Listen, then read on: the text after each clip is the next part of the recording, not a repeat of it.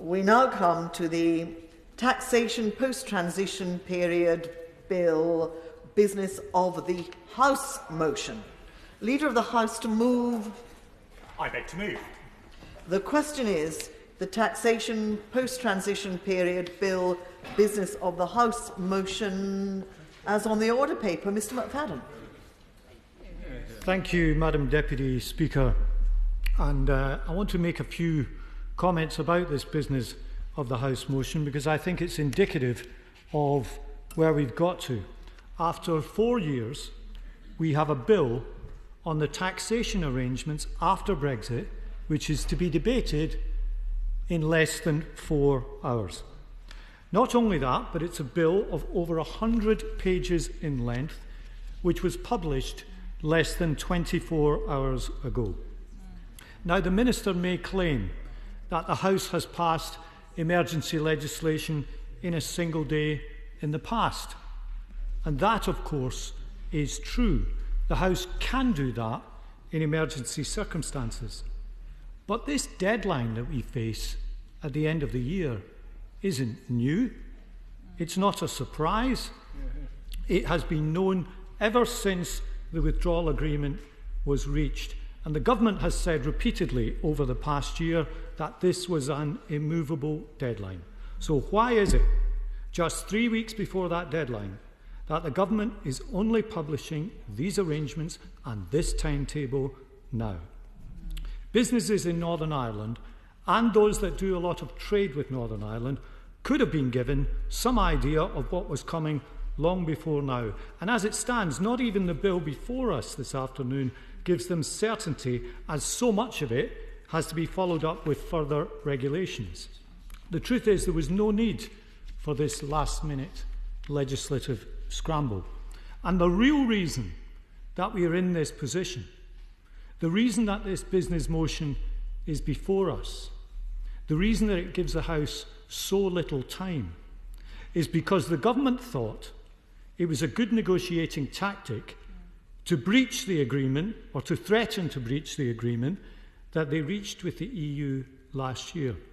And they threatened to do that in this bill as well as in the Internal Market Bill.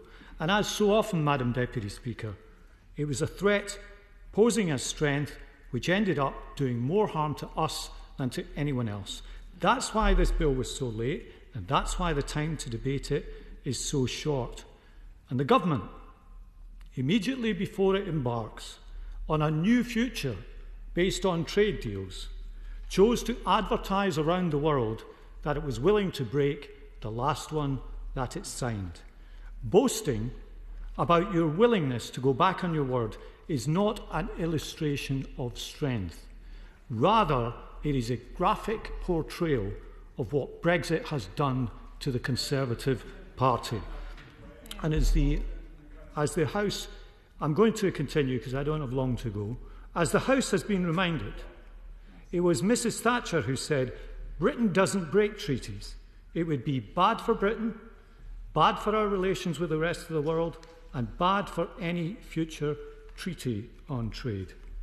And it's the threat to do so which has left us with the timetable for this bill. And what that inevitably means is that scrutiny of today's measures will be severely truncated, and parts of it will go through without being properly examined. What we have before us is the appearance of scrutiny, not the reality, Potemkin scrutiny. That is what a timetable like this gives us. And it's not just about us here in this House. It also leaves businesses affected by this with little or no time to absorb and understand what is being planned. Now, there have been many comments on the state of things in recent days, but perhaps the most pithy has come from the Chief Executive of the Road Haulage Association, who said this week, commenting on the border arrangements, frankly, it's just a mess. Now, the bigger point here is that the reason that we're in this position, the government's approach to all of this has relegated concerns about business, prosperity and people's livelihoods to a distant second place. This motion And the approach behind it is not only bad for the legislative process, it is bad for the country too, Madam Deputy Speaker. Minister Jesse Norman. Thank you very much indeed, Madam Chairman. I would simply say this in response to the Honourable Gentleman, that the government has been moving at great speed. Much of the regulation is already in the public domain, together with an enormous amount of further communications and support systems. The government is putting in front of the House today a bill which encodes Northern Ireland Protocol and a command paper that have been in the public domain for many months. And if the Honourable Gentleman opposite, or Honourable Gentleman opposite, wished to have more scrutiny, he perhaps might have considered not having a debate on this motion.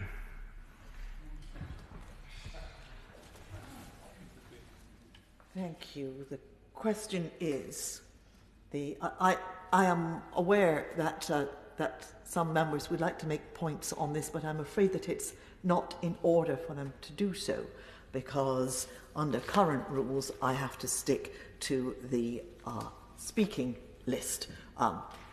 Just as a matter of fact, interventions would have been fine, but not speeches. The question is the Taxation Post-Transaction Period Bill, business of the House motion, as on the order papers. Members that opinion say aye. Aye. Of the contrary, no. The ayes have it. The ayes have it. And the clerk will now proceed to read the orders of the day. Taxation Post-Transition Period Bill, second reading. Now. Minister, to move the second reading, Mr. Jesse Norman. Thank you very much indeed, Madam Chairman. It's a delight to speak under your chairmanship. I beg to move that the bill now be read a second time. In 3 weeks' time, the transition period will end and this country will take its place as a fully sovereign trading nation once more. It is a very important moment in our nation's history, one that will undoubtedly provide us with great opportunity in the years ahead. But the government is acutely aware that at this time it also has a great responsibility to provide certainty to people and businesses and to preserve this nation's unity. And the fundamental purpose of this bill is to achieve those goals. This legislation seeks to ensure that businesses in every part of the UK can continue to trade smoothly after the end of the transition period. But its particular focus is on those businesses that are based in Northern Ireland or that work with Northern Ireland companies. Madam Deputy Speaker, the government has always been clear that it must deliver on its pledge to provide unfettered access for Northern Ireland's businesses to the rest of the UK internal market. And it has been equally unstinting in its determination to uphold its commitments to the people of Northern Ireland under the Northern Ireland Protocol and to protect the progress made under the Belfast Good Friday Agreement. This bill will help to support those commitments by providing legal certainty for the customs, VAT and excise systems in Northern Ireland after the end of the transition period. If I may, I will start with the customs elements of the bill. The House will know that the UK is a single customs territory, with Article 4 of the Northern Ireland Protocol giving a clear legal commitment to this. However, the protocol also requires a new and unique set of arrangements to be put in place for goods moving from Great Britain to Northern Ireland. Under these arrangements, the only circumstance in which tariffs should be charged on goods moving between Great Britain and Northern Ireland is if those goods are destined for the EU's single market or if there is a clear and substantial risk that they may be. Will you give way? Of course. Grateful to the Minister for giving way in this second reading debate before we get to committee. Would he confirm that under these proposals in this last legislation, the ECJ will be the ultimate arbiter over excise and VAT arrangements within Northern Ireland, and that they will be placing staff in our country to supervise this? Well, the VAT in Northern Ireland will be subject to EU principal VAT directive, and for that purpose the ECJ will be the judicial body. I can't comment as to whether or not there will be anything more than staff, but except to say that excise processes in Northern Ireland will be carried out by Her Majesty's Revenue and Customs. Madam Chairman. By his right honourable friend if the ECJ would be the ultimate arbiter. The Minister replied it would be judicial authority. Is that the same thing? Yes, I was simply paraphrasing the point that the honourable gentleman has made. Under the terms of the protocol, Madam Chairman, this means that we need to treat goods at risk of such onward movement into the EU differently from those goods which are not at risk. On the specific details of what will be defined as at risk or not at risk, the House will be aware of the EU-UK joint agreement made this week, setting out that an agreement has been reached in principle regarding the implementation of the Northern Ireland Protocol. In accordance with that statement, the draft text will now be subject to further consideration in both the EU and the UK. Once that is complete, a joint committee will be convened to adopt them formally. Further details will be set out in due course and before the end of the year.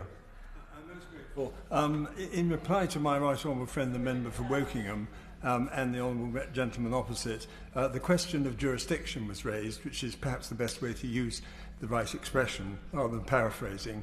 The fact remains that the EU officials will be there for the purposes of enforcing the jurisdiction of the European legal arrangements, which will be enforced subject to the European Court.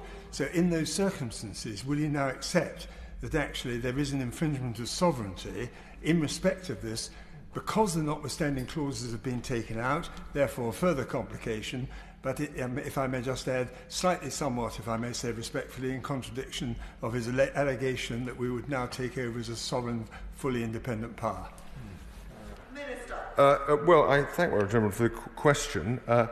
He is right that it is expected that there will be EU officials. The checks will be levied and done by HMRC inspectors, and the system that we are putting in place gives effect to a Northern Ireland Protocol, which, as he will recognise, already recognises the balance that is being struck in Northern Ireland between its status under the Union Customs Code and its status within the UK customs system. Madam Chairman, if I may proceed, the bill will allow the Government to put in place decisions made by the Joint Committee on goods that are not at risk of entering the EU, ensuring that they do not have to pay the EU tariff. However, if I may underline, this bill does not itself seek to specify the classes or categories of goods or movements which are at risk or not at risk. Instead, this will be set out by regulations this bill permits us to make once legal texts have been formally adopted. The at-risk or not-at-risk definitions will also determine whether the UK or EU tariff applies when goods arrive in Northern Ireland from the rest of the world countries, again in line with the Northern Ireland Protocol. In relation to the so-called notwithstanding clauses, as part of yesterday's EU-UK joint statement, the Government has agreed not to introduce these provisions into this bill, and it is also committed to remove the three notwithstanding clauses from the UK Internal Market Bill. This, Chairman, follows... I suspect we're going to come around this many times, but I'm happy to give way again.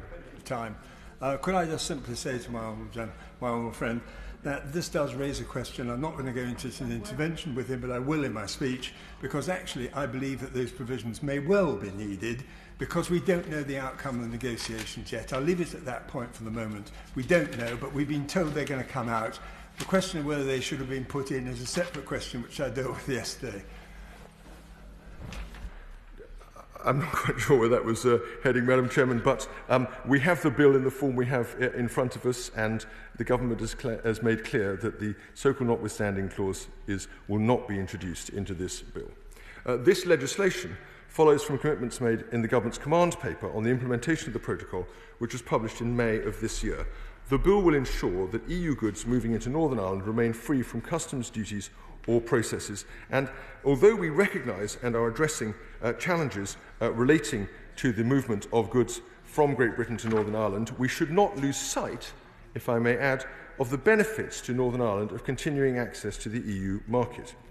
In addition, this legislation will ensure that the UK customs regime applies to goods moved from Northern Ireland to Great Britain if they do not qualify for unfettered access. The bill will also introduce anti-avoidance rules to prevent goods being rerouted through Northern Ireland to avoid UK customs duties or associated obligations. And its measures will ensure that customs enforcement and penalties, along with review and appeal processes, are in place in relation to duty, and that they continue to work alongside EU legislation in Northern Ireland and can be applied where required to movements of goods between Northern Ireland and Great Britain. Of course. To the Minister giving way, and I now welcome the thrust of this bill today. Could I just ask on the anti-avoidance approach?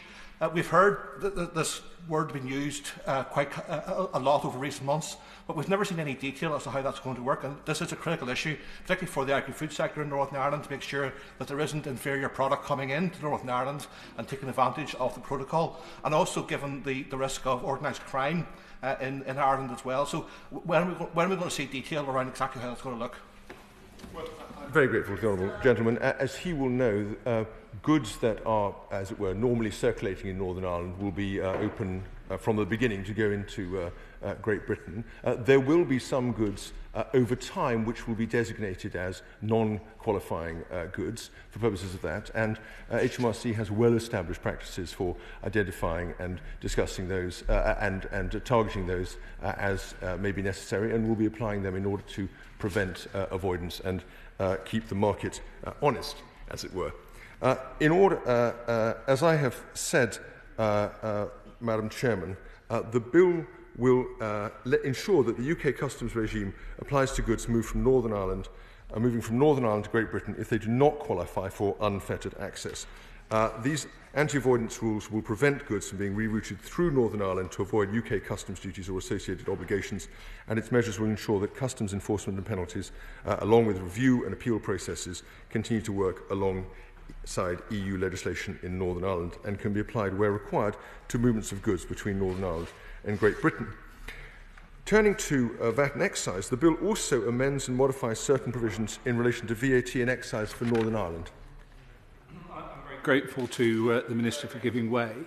We remember in many of these debates that have taken place in the last 4 years, the government previously was referring to frictionless trade between the mainland and Northern Ireland. The government now says it wants VAT accounting treatment for goods moving between Great Britain and Northern Ireland to remain as close as possible to the current approach. So can the Minister confirm whether we've now accepted that frictionless trade is not possible? And can you tell us a little more about what as close to possible actually means for businesses in Northern Ireland who are looking forward to the 1st of January with some trepidation? Well, I thank the Honourable for his question. Yes, I mean, the legal basis on which VAT will be charged changes. I will spare you the details of the difference between import VAT and acquisition VAT, but it will change. But the experience that will be had by those who are paying VAT will be very, very similar, if not identical, to the system that we have in place at the moment. And HMRC and the government have identified flexibilities which allow that to be put in place. Of course, there will continue to be the normal processes of enforcement that one would expect to see from HMRC in order to make sure that VAT is properly paid in the usual way. If I may just proceed, in relation to VAT, I'm sorry? I'm happy to take another. I'm going to make some progress, but let me take this first. Very kind of the Minister, but these are urgent and important issues. We heard earlier from the Chancellor of the Duchy that there are various delays in the full implementation of trade arrangements into and out of Northern Ireland as a result of his negotiations. Will they be incorporated in this legislation, and do they provide a break on the immediate introduction of these complex double taxation arrangements? I've no doubt the Chancellor will be updating the House over time as the different provisions that he has negotiated come into force. But from our point of view, the position remains as stated. That is to say that VAT will become chargeable by a slightly different legal means, but in substantially the same way in Northern Ireland as it is at the moment. And the mechanisms we've put in place are designed to ensure that as far as possible VAT will be accounted for as well in the same way as it is today. Existing rules in relation to movements of goods between Northern Ireland and the EU, including the rules relating to acquisitions and distance selling, will continue to apply. Goods entering Great Britain from Northern Ireland will be subject to VAT as though they were imports and to the relevant UK legislation. Similarly, goods entering Northern Ireland from Great Britain will also be subject to VAT as though they were imports, and relevant EU or UK legislation will apply. But if I may, let me add that the government is adopting an approach that minimises any changes for goods moving between Northern Ireland and Great Britain. Can you perhaps clarify for myself whether members, when they're in the chamber, should be socially distancing by staying on seats which have ticks on them? Thank you for the point of order. Yep, that's what the ticks are there for. And I hope that all members will abide by that so that we will be allowed to have safe social distancing. Thank you very much. Thank you for that. Minister. Thank you very much, Madam, Mr. Deputy Speaker. In addition, this bill amends current legislation for excise duty to be charged when certain goods, such as alcohol and tobacco, are moved from Great Britain to Northern Ireland. These changes are necessary to ensure there's a fully functioning VAT and excise regime in place in relation to Northern Ireland at the end of the transition period. In line with the protocol, Northern Ireland will maintain alignment with existing EU excise rules. That means a change to excise duty is required when goods are moved to Northern Ireland from Great Britain. But the government is adopting an approach using flexibilities in EU rules that minimises changes for excise goods moving between Great Britain and Northern Ireland. There are also a small number of other taxation measures that need to be in place before the end of the transition period. This bill introduces a new system for collecting VAT on cross-border goods. That includes moving VAT collection on certain imported goods away from the border and involving operators of online marketplaces in the collection of VAT at the point of sale. In addition, measures in the bill will remove the VAT relief on imported low-value items so that VAT will be due on all consignments irrespective of their value. This relief has been the subject of long-standing abuse, and removing it will build on government efforts to level the playing field for UK businesses still further by protecting high streets from VAT-free imports. Together, these changes will improve the effectiveness of VAT collection on imported goods, tackle non-compliance and protect the flow of goods at the border. Yes, of course. I very much support the measures he's talking about. Why just low-value goods? There'll be other goods that where a similar loophole applies, for example, watches or jewellery that are of value above £135. Is this not an opportunity to close that loophole as well? Well, I thank the Honourable for his question, and I will take it under review. What we have put in place here is a set of measures designed to tidy up the position, particularly arising in relation to the Northern Ireland Protocol, as you'll be aware, in the end of the transition period, and that has meant a change to low-value consignment relief and the changes I've described. But I'm grateful to him for his contribution and suggestion. Mr. Deputy Speaker, the bill also includes provision for an increase in the rate of duty on aviation gasoline, which will apply across the UK. Otherwise known as avgas, the fuel is a form of leaded petrol predominantly used in leisure flying. The goods made by Clause 6 of the bill will increase the avgas rate by half of a penny to 38.2 pence per litre from the 1st of January next year. By way of explanation, the Northern Ireland Protocol requires that Northern Ireland continues to comply with the EU's Energy Taxation Directive following the end of the transition period. This sets a minimum level of duty in euros on leaded petrol used for propulsion. After some careful consideration, the government's chosen to apply the change to the whole of the UK in order to ensure consistency between Great Britain and Northern Ireland, to avoid burdens on business and to reduce compliance risks for HMRC. The bill also includes a clause to ensure HMRC have access to the same tools to prevent insurance premium tax evasion as they do, or similar as present, regardless of whether an insurer is based in an EU member state. Overseas insurers are liable to pay insurance premium tax when they supply general insurance for UK-located risks. Occasionally, overseas insurers do not pay the insurance premium tax they owe, and so it's important HMRC have access to tools that deter and tackle this form of evasion. Up till now, they have been using EU provisions to prevent evasion by insurers based in EU member states. While separately, they can issue liability notices in cases involving insurers based in any country outside of the EU with which the UK does not have a mutual assistance agreement. Since the EU provisions expire at the end of the transition period, this clause will enable HMRC to issue liability notices in evasion cases involving insurers based in any country with which the UK does not have a mutual assistance agreement, including EU member states. Finally, the bill introduces new powers that will enable HMRC to raise tax charges under the Controlled Foreign Companies legislation for the period from the 1st of January 2013 to the 31st of December 2018. This is a technical provision that will deal efficiently with a legacy state aid decision relating to the period before the UK left the European Union. Mr. Deputy Speaker, this bill will give people and businesses throughout the UK certainty about the arrangements that will apply from the 1st of January next year. It will play a part in further safeguarding the unity and integrity of this country, both in the months ahead and long into the future, and I commend the bill to the House.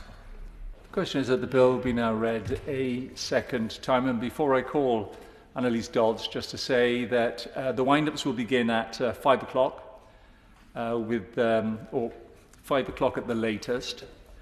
And that there are 13 members in to speak, and they're all here, so you know there's going to be 13 that are definitely speaking, and so therefore you should really be thinking about 6 minutes. Even if I don't put the clock on, it would be really useful if everybody at least shows some discipline on that so that everybody can get a fair crack at the whip. Annalise Dodds. Thank you. It's a year to the day since the Chancellor boasted that there was no need to plan for no deal because we will have a deal. Yet today, as we debate this bill, we stand on the brink of a no-deal Brexit that would destroy jobs and livelihoods right across the United Kingdom. We have only 22 days to go until the end of the transition period, with still no deal in sight. Now, when we debated the Ways and Means resolutions associated with this bill yesterday, a number of members opposite claimed that agreements between nations are often only finalised at the last minute, that there's nothing out of the ordinary about this government's approach. But that's because, for run-of-the-mill agreements, there's a fallback option. There's a status quo. But failing to reach a deal now does not mean a return to the status quo, that we stay as we are. It means extensive economic damage to the tune of an additional 2% loss of GDP on top of the 4% loss of GDP that the OBR has calculated would be the impact of a very thin deal, the type of thin as gruel deal that the Conservatives look set to deliver. I will give way.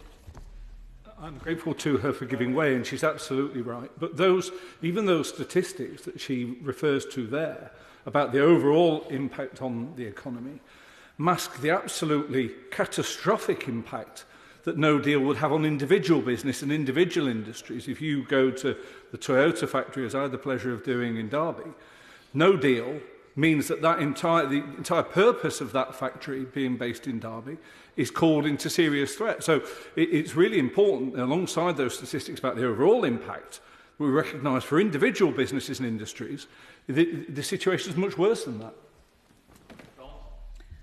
Thank you. And my honourable friend is absolutely right. There is a very, very severe impact potentially from no deal. But as I'll go on to explain, there's already a concrete impact on our economy, a very acute one. And I'm particularly concerned about the situation, indeed, for many businesses based in Northern Ireland. Now, this damage will be long-lasting, likely to outlive even the impact of the current COVID crisis. Our country cannot afford this. We've already experienced the steepest economic downturn in the G7 due to the COVID crisis, and we're predicted by the OECD to experience the slowest recovery in the G7. Just the prospect of a potential no-deal outcome is already leading to chaos in the midst of a pandemic. Stockpiling by companies caused by the threat of no deal is exacerbating supply blockages at our ports. Yes, happy to give way. The economic damage she's talking about would also be inflicted on the European Union should a deal not be agreed, and particularly for certain parts of the European Union, such as the Republic of Ireland, which she criticised the UK government for the way it's negotiated, and she got no words of criticism for the EU negotiators in this two-way negotiation. Of course we need application and a determination to conclude a deal on both sides. That surely is obvious. But the fact remains that in this situation it is the UK government, as I will go on to describe, which decided that rather than tabling this bill many weeks ago, when it could have done, it decided to effectively retain provisions that threaten to break international law. That is on his government's head, and that is something this government must surely be responsible for. And that irresponsible approach we've seen recently speaks to a wider pattern over the last 12 months. Recklessness with public finances, broken promises to the British people, and short-term thinking that's doing long-term damage to our country. The Prime Minister promised the British people, I will in a moment, the Prime Minister promised the British people he would get Brexit done. He said he had an oven-ready agreement. Well, whatever he's got cooking ahead of his dinner with von der Leyen tonight, my message to him is to get on and deliver what was promised. Ms. Grateful, I just would like to point out to the Honourable Lady that actually a Labour government itself, not to mention Conservative governments, not to mention the coalition government of 2010, a number of governments have, in a host of different examples of treaty overrides, exactly the same principles relating to finance bills have been passed by the Labour governments in the past. If you want to construe that as breaking international law, you can. The Honourable Lady can. The reality is that it's consistent with Article 46 of the Vienna Convention. Thank you. I'm very pleased that the gentleman has mentioned that situation, because it has been referred to by those who favoured the government's approach previously. However, I would gently state to him that if he's referring in particular to provisions against tax avoidance, to the example of a general anti-avoidance rule, then sadly I believe he is mistaken, because in that case that commitment and ability to apply such rules is actually a fundamental principle agreed to by this country as part of a multilateral agreement which it concluded with the OECD. So I fear that example is not as telling as he may wish it to be. Now, with just 3 weeks to go until the end of the transition period, the government published late afternoon yesterday the 116-page bill we're discussing now, setting out detailed new rules for tax and customs duties. Members of this House have been given less than 24 hours to scrutinise a major piece of post-Brexit legislation that will impact businesses and individuals across the country, and especially in Northern Ireland. Many of the clauses in this bill, particularly those covering customs and excise duties, require the Treasury to make regulations that will set out the actual detail of its proposals at a later date. So even with the publication of this bill, businesses and individuals still do not have the information they need to prepare for the end of the transition period. Earlier today, the Chancellor of the Duchy of Lancaster said there would be further clarity forthcoming on these matters, but again, without saying when. In fact, the Minister, a few moments ago, talked about those details coming in due course. His letter sent to members spoke about the fact that there would later be information on this in the coming days, was the formulation at that time. Can I ask the Minister, how can he really expect businesses to plan on that basis, on the never, never, up to the 1st of January?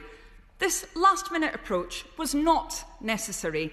There's no use pointing to the complexity of the ongoing negotiations. We know that this bill could have been published a long time ago because the government has been floating a finance bill for months. So why yet another last-minute scramble? Well, my friend has set this out very, very clearly, because the Conservatives had a not-so-cunning plan to use this bill as negotiations entered a critical point by threatening to override the withdrawal agreement. At a time when we're seeking to negotiate new trading relationships across the international community, when the government's trying to project an image of global Britain to the world, this tactic certainly sent a clear message, albeit not the message the government intended. It's welcome the government finally saw sense yesterday. although we've already seen damage being done. Both in relation to the provisions in this bill and more generally, time is running out to ready our country for the challenges ahead. The Public Accounts Committee was clear last week that, in its words, government is not doing enough to ensure businesses and citizens will be ready for the end of the transition period. It expressed concern at reports from industry bodies that government has not provided key information needed for businesses to prepare. Indeed, the committee indicated that over a third of SMEs still believed the transition period would be extended. And the Cabinet Office has admitted that it's well behind in recruiting the customs agents desperately needed for January the 1st, despite over £80 million having been spent so far. And yet again, earlier today, the Chancellor of the Duchy of Lancaster refused to specify exactly how many additional customs agents have actually been recruited. Overall, £4.4 billion, I will in a moment, has been spent by this government on preparations for Brexit and the end of the transition period, yet we're still not ready. I'm terribly grateful to Honourable Greenway. She's criticised the government for spending £80 million in support of traders and a facilitated approach to the border. Could she tell us whether she thinks that number is too large or too small? Thank you. The problem with his government's approach, with enormous respect to the Minister, is the fact that his government does not indicate what it has got with that spending. As I said, £4.4 billion having been spent on preparedness for Brexit and for the end of the transition period. The £80 million which he referred to, but no indication from his government of how many additional customs officers we have received as a result of that spending. I thought, and I had hoped, that he was intervening on me to provide an indication of the additional workforce that has been recruited. It's a matter of regret that he wasn't able to just now. Now, yes. She's querying, quite rightly, I think, the way in which money has been spent. I don't know if she has had letters from the government asking MPs also to get ready for Brexit as small businesses, including what I got 2 of them, including one of them which referred to me as an MSP. So perhaps the government is not spending its money particularly wisely or particularly accurately. Thank you, and I'm grateful to the member for that very relevant point. I'm sure that not just members on this side, but on the opposite side of the chamber, have had many businesses contacting them, often in despair, about the communications, the advertisements that have been provided, asking them to get ready when there is so little indication of what they have to get ready for. Now, yesterday morning, the Business Select Committee heard from the Food and Drink Federation, which said that guidance being published now is already too late. 43% of their members who supply Northern Ireland have said they are not going to do so in the first 3 months of next year. It's desperately worrying. The City UK said that in the worst-case scenario, 40% of the UK's EU-related financial activity could be lost. Every day between now and the end of the year counts to get a deal, and failing that, to plan for the no-deal outcome that the Prime Minister himself conceded would represent a failure of statecraft. With that in mind, Labour support this bill passing. Labour is a responsible opposition, and we are determined to see the minimum disruption possible. But we cannot support such continued lack of clarity on critical issues. It's not good enough to state that further guidance will be forthcoming when businesses need clarity as a matter of urgency. They need, at the very least, a timetable for the provision of that greater certainty.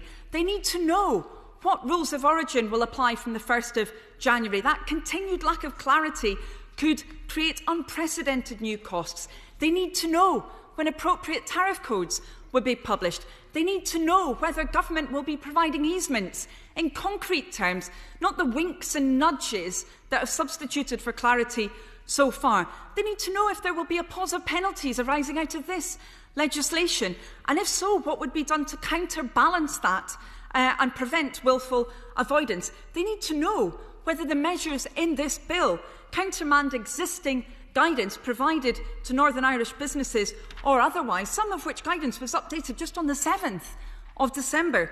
They need to know whether, as revealed in the Irish Times, indeed, whether that trusted trader scheme for Northern Irish business which allegedly has been, details of which allegedly have been coming out of internal communications, when that information is going to be fully published so that businesses can follow that scheme. And I want to end my contribution by asking the Minister to place himself in the shoes of a small manufacturing company. We've got many excellent such companies right across the United Kingdom, in Northern Ireland and in Great Britain. Companies will already have faced enormous challenges during this period because of COVID. Potentially they have staff off because they're having to self-isolate. Potentially there's continuing uncertainty about the future of furlough because of his government's unwillingness to provide that certainty. Potentially they were counting on the job retention bonus that they're now going to receive. They're now trying to plan which members of staff they will need to have in that company at work in order to get ready for the 1st of January. The stress and strain is immense. The Minister and his government must do all they can to overcome those uncertainties and help businesses plan. It's the least they can do for businesses and the people who work for them who've had such a hard year.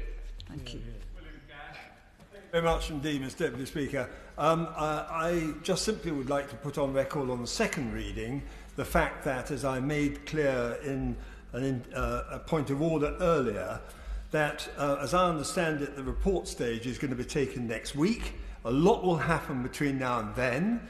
The UKIM bill at the moment has the notwithstanding provisions in it. They haven't yet been taken out.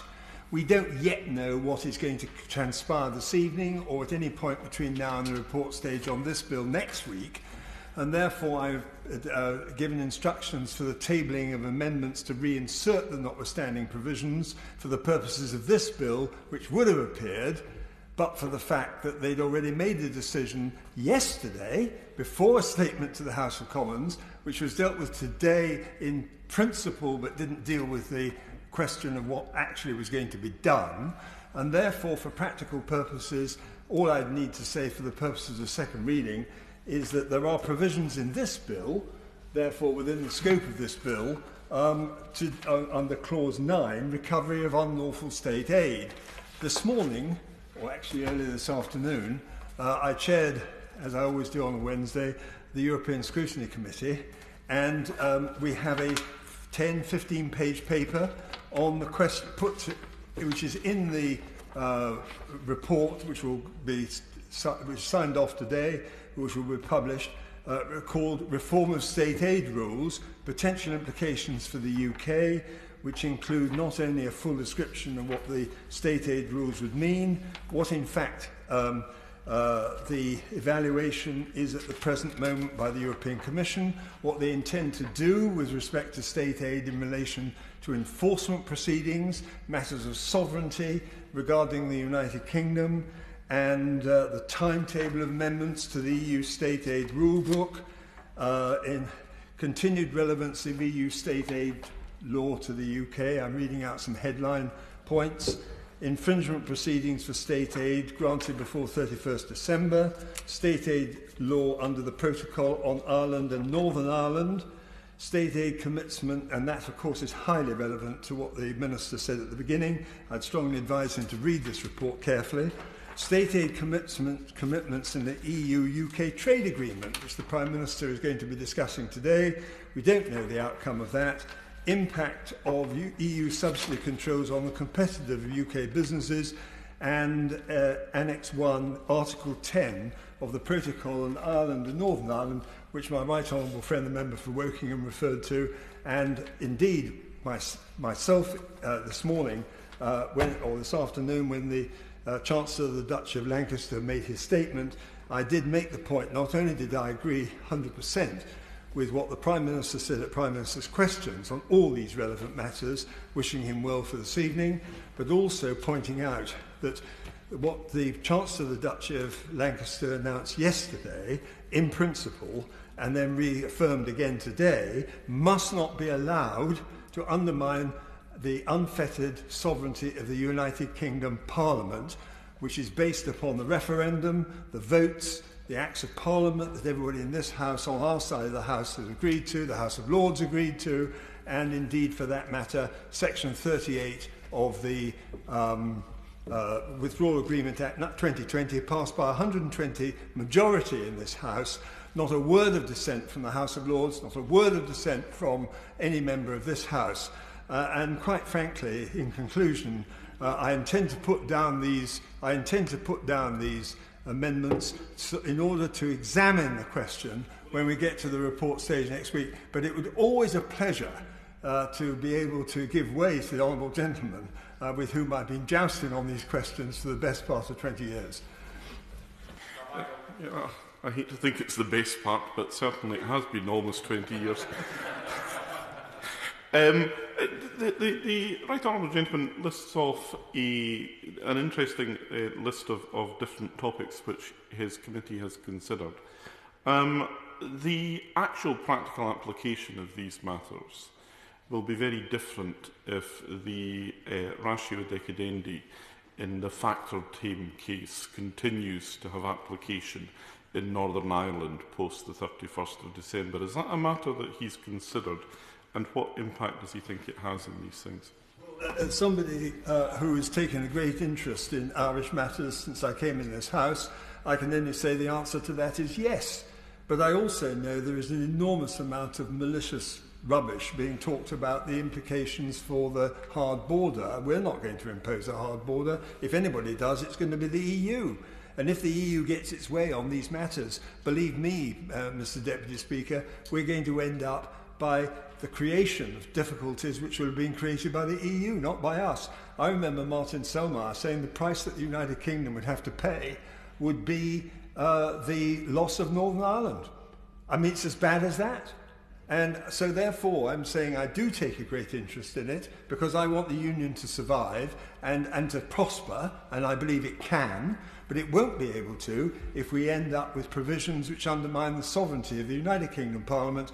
And on the specific question of state aid, that is a matter which is within the scope of this bill, and therefore I'm expecting that my amendment will be capable of being called. Precisely what I do about it at that point in time will depend on the outcome of the negotiations, but I am not going to buy a pig in a poke and accept the idea that it's all over and done with because somebody made a statement who happens to be a government minister from Brussels yesterday and then comes to the House and it obviously has put forward his case today, but we haven't seen the details. So I want to reserve my position until I know exactly what the outcome of these negotiations are, and I would warrant that 70% of the British people would agree with me. Alison Thewliss. Thank you very much, Mr Deputy Speaker. The way in which this bill has been brought to this House today, with less than 24 hours from it being published yesterday, really shows the disrespect that this government has for Parliament and for all of us here today. It is unacceptable that the UK government is coming so late in the day with these proposals and blatantly using them as a form of leverage in their negotiations. These proposals before us today will impact the daily lives of residents in Northern Ireland and of businesses more widely. And, Mr Deputy Speaker, I have concern, not least from what the Honourable Member for Stone has just said, that the clauses being taken out could easily be put back in again, if not by him, then by the government itself. And we have no certainty over that because of the way that they have conducted these negotiations. As MPs, we do not have adequate time to scrutinise what is in front of us this afternoon. And businesses and stakeholders have also been excluded from this process, and they are, of course, those who will feel the impact the most. It's typical of the slapdash, chaotic way the UK government does things, but I would like very much to put on record my dismay and regret at this shambles. And I would also like to say, while I have huge sympathy to those who have worked in the drafting of this bill, it wouldn't be the first bill that's come back with errors and drafting issues because they've been prepared in haste. And we've seen that with some of the financial services SIs that have gone through. And I'm very concerned, Mr Deputy Speaker, that this has been done so hastily that we won't find out what the errors are until the UK government come back to fix it later on. The Northern Ireland provisions have huge complexity and give significant powers to the Treasury to define in regulations the goods which are at risk of being moved into the EU. And the Minister confirmed yet we don't know exactly what these at-risk goods are, which causes huge uncertainty from those moving goods in and out of Northern Ireland. And as the Honourable Member for Oxford East said, it has a chilling effect on businesses who want to transact their business as normal and just don't know what it is that they're being expected to prepare for. The letter that we received earlier from the Financial Secretary to the Treasury confirms that this will be done, that changes to the regulations will be done under the negative procedure, so no ability for further scrutiny from this House of these regulations, or indeed by Stormont, which I think is crucially important that we hear Stormont's views on these regulations and the effect of them. Take back control, this government said. Well, it seems that most of the control is either going to the Treasury or to officers within the HMRC. And all of these regulations are being put forward in such a way as to remove scrutiny and to remove control. And throughout the letter we received earlier from the Financial Secretary, the references are made to the use of this negative procedure, and also, curiously, of powers that there are no plans for the government to use. Now, these may not be the plans now to use them, but even the best laid plans gang aft agley, and so often from this government, and so wildly. And how will the scrutiny work should they decide to make these changes? Because lots of powers are being hived off, as we can well see. And the amendment tabled in my name and that of my honourable colleagues attempts to redress some of the democratic deficit of the way this government is conducting itself. The affirmative procedure, as with many procedures in this place, isn't perfect by any means, but at the very least this would make the UK government come to this House and explain the reasons for their actions, be scrutinised on their thinking, and rather than just making changes which will make a real difference to the lives and livelihoods of people across these islands and more widely, they should not just go through on the nod. The withdrawal agreement has the consent mechanism for Stormont, which will only kick in at the end of 2024, and the UK Government must explain how its engagement will operate on all of the mechanisms between then and now. Mr Deputy Speaker, this is horribly complicated, and my sympathies are with all having to operate under these very difficult circumstances. And so much of this uncertainty is also swathed with huge amounts of red tape. The red tape the Brexiteers claimed that they were going to remove is now going to be wrapped around Northern Ireland. I got very little by way of reassurance from the Chancellor for the Duchy of Lancaster earlier in his statement and his responses. Too much of it is uncertain, and a lot of it is mince. The derogation in chilled meat, sausages, mince and unfrozen prepared meals is really one such aspect. Keep up. Well RTE's Tony Connolly notes that when the as-yet-to-be-determined derogation period expires, supermarkets in Northern Ireland will need to source products locally or from the Republic of Ireland. And that may well be good for those producers, and good luck to them.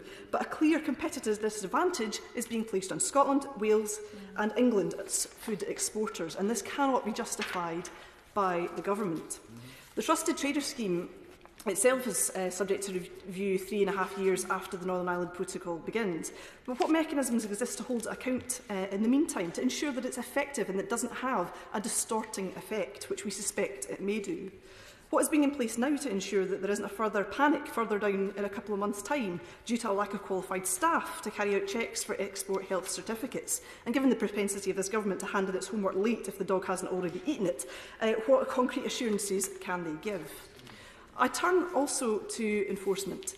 The Prime Minister couldn't answer the question earlier from the Leader of the Opposition on the existence or otherwise of 50,000 custom agents. And the Minister today couldn't answer the same question for the Honourable Member from Oxford East. So I want to know a bit more about these custom agents. Where are they? How many of them are there? And will they be prioritised for the big ports in the UK? Or will this government run the risk of leaving the door open to smuggling and tax dodging via the short straits? As the Honourable Member from North Down mentioned earlier on, there is a risk of criminality as well as just of error. What assessment has the government made of the competitiveness of our export businesses with reference to Schedule 3 of this bill? Because if customs charges now apply, surely it will be more difficult for people to export as well as to import. This is a general concern which has been raised by my honourable friend for Aberdeen North on multiple occasions. And it presents an extra hassle for small businesses as an extra unanticipated expense, as well as an extra unanticipated expense for consumers. And I would give the House a small example. I ordered a necklace some time ago from the United States, and when it arrived, a huge customs charge was slapped upon it, which really, had I known about it before I'd ordered it, I might not have ordered, given the scale of that. Now, consumers don't know if that's what they're going to end up with when they order something online, because you see something online, you see what you think the price of it is, you see what the postage is, you don't see that customs charge, and it's really not transparent. The earrings that I'm wearing today are from a small business based in Slovenia. They were able to send that to me, and I could receive that with nothing additional being added because we were able to be members of the European Union.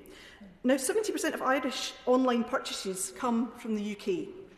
And I want to know from the Minister what the impact of these changes will be on our own businesses here who wish to export to the Irish Republic. I will. The Honourable Lady makes an almost persuasive case about the difficulty of fragmenting a customs union. But this is a customs union that's only been in place for 40 years or so. How much more would it be difficult to fragment the United Kingdom, a customs union that's been in place for centuries? He makes a good attempt there, but really what the issue here is the UK government and the UK government's incompetence in dealing with all of these issues, which could well have been anticipated, as well as taking us out of this large trading bloc on our doorstep from which we have benefited for 40 years, and from which our businesses have been able to export their goods, and particularly in Scotland, have been able to export our food and drink very easily, very simply, and without any barriers. These are the barriers that the UK government wishes to put in place, and if it wishes to put them in place to an independent Scotland, that is their choice, not ours. I'm almost finished, and I just want to make a little bit of progress. I'll try and bring her in later on. Now, I'm very curious about what assessment the government has made of the chilling effect of this. And it's very interesting as well that the customs duties, of course, will benefit the Irish Exchequer and be to the detriment of our people who wish to export. The legislation I note at Schedule 1 amend and Clause 12 amends the Isle of Man Act and further at Schedule 2 Part 6. So I would be grateful if the government could tell us what communication this government has had with the Manx authorities on what these proposals are, because obviously these have come out overnight. I don't know what discussions have been had, and it would be very interesting to find that out. Now, Mr Deputy Speaker, Scotland has not been offered the deal that Northern Ireland has been offered. The Financial Secretary for the Treasury spoke about the benefits of the EU single market that Northern Ireland is going to benefit from. Well, lucky them. They're the only part of this supposed union of equals not to get. Scotland is the only part of this supposed union of equals not to get any of what we had asked for. And we will see our own industries disadvantaged. To add insult to our very evident injury, Baroness Davidson and the then Scottish Secretary, the Honourable Member for Dumfriesshire, Clydesdale and Tweeddale, threatened to resign if Northern Ireland was given different treatment. Just a couple of years ago, they said, having fought 4 years ago to keep our country together, the integrity of the United Kingdom remains the single most important issue for us in these negotiations. Any deal that delivers a differentiated settlement for Northern Ireland beyond the differences that already exist on an all-island basis, for example, agriculture, or can be brought under the provisions of the Belfast Agreement but undermine the integrity of our internal market in the United Kingdom. We cannot support anything that leads to Northern Ireland having a different relationship with the EU than the rest of the UK beyond what currently exists. Well, that is exactly what we have. That is exactly what this bill is. This is exactly what this bill does. And yet, those two members are still about. The Scottish Conservatives really do have more faces than the town clock. And to move on to the Chancellor for the Duchy of Lancaster, he has an absolute brass neck to describe the situation in Northern Ireland as being the best of both worlds. He said on ITV that access to the European single market, because there is no infrastructure on the island of Ireland, and at the same time unfettered access to the rest of the UK market. The best of both worlds. Well, in Scotland, Mr Deputy Speaker, we've heard that before. The Better Together campaign, who told us that the only risk of losing our place in the EU was if Scotland voted for independence. Where are we now? Mr Deputy Speaker, the farce with the Internal Market Bill undermines yet further the integrity of this crumbling union, and this bill today just adds a further sledgehammer on the support structures that this government believes are stronger than they are. The people of Scotland, those who voted no as well as those who voted yes, and those unable to vote 6 years ago, they've been watching what's been going on. They don't want a UK government which drags Scotland out of the EU. They voted very clearly, 62%. To remain. They don't want a UK government which threatens to break international law and spoil our standing in the world. And they do not want a UK government to force Scotland into an insular and poorer future. Mr Deputy Speaker, people want their chance to have their say. 15 polls in a row now backing independence show quite clearly to me and to everybody else that the people of Scotland believe that things have changed. Mr Deputy Speaker, as Winnie Ewing said, stop the world, Scotland wants to get on. Well, you really should be thinking not much further than the 4-minute mark now to see if we can get everybody in. Sir John Redwood. Mr Deputy Speaker, I have declared my business interest in the register. The origins of this legislation go back to the negotiations which first introduced the whole idea of a Northern Ireland Protocol under the previous Prime Minister. I regretted very much those negotiations. I opposed them at the time and did not vote for those deals that she came forward with, because I thought they were designed as a lever by the EU to try and delay, dilute or damage Brexit.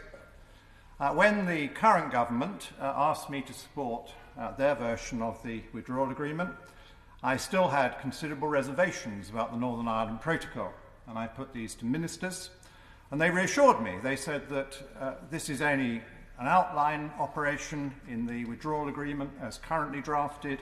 None of the detail has been done. We will negotiate very strongly. We will get rid of the offensive features you don't like, and they said they shared some of my concerns, and that they would come back with something much better. No, I'm always very trusting of colleagues, so I said, well, that was very good to know. But that I didn't have the same confidence in the EU. I thought it was unlikely that they would want to facilitate it in the way that I and the government would like.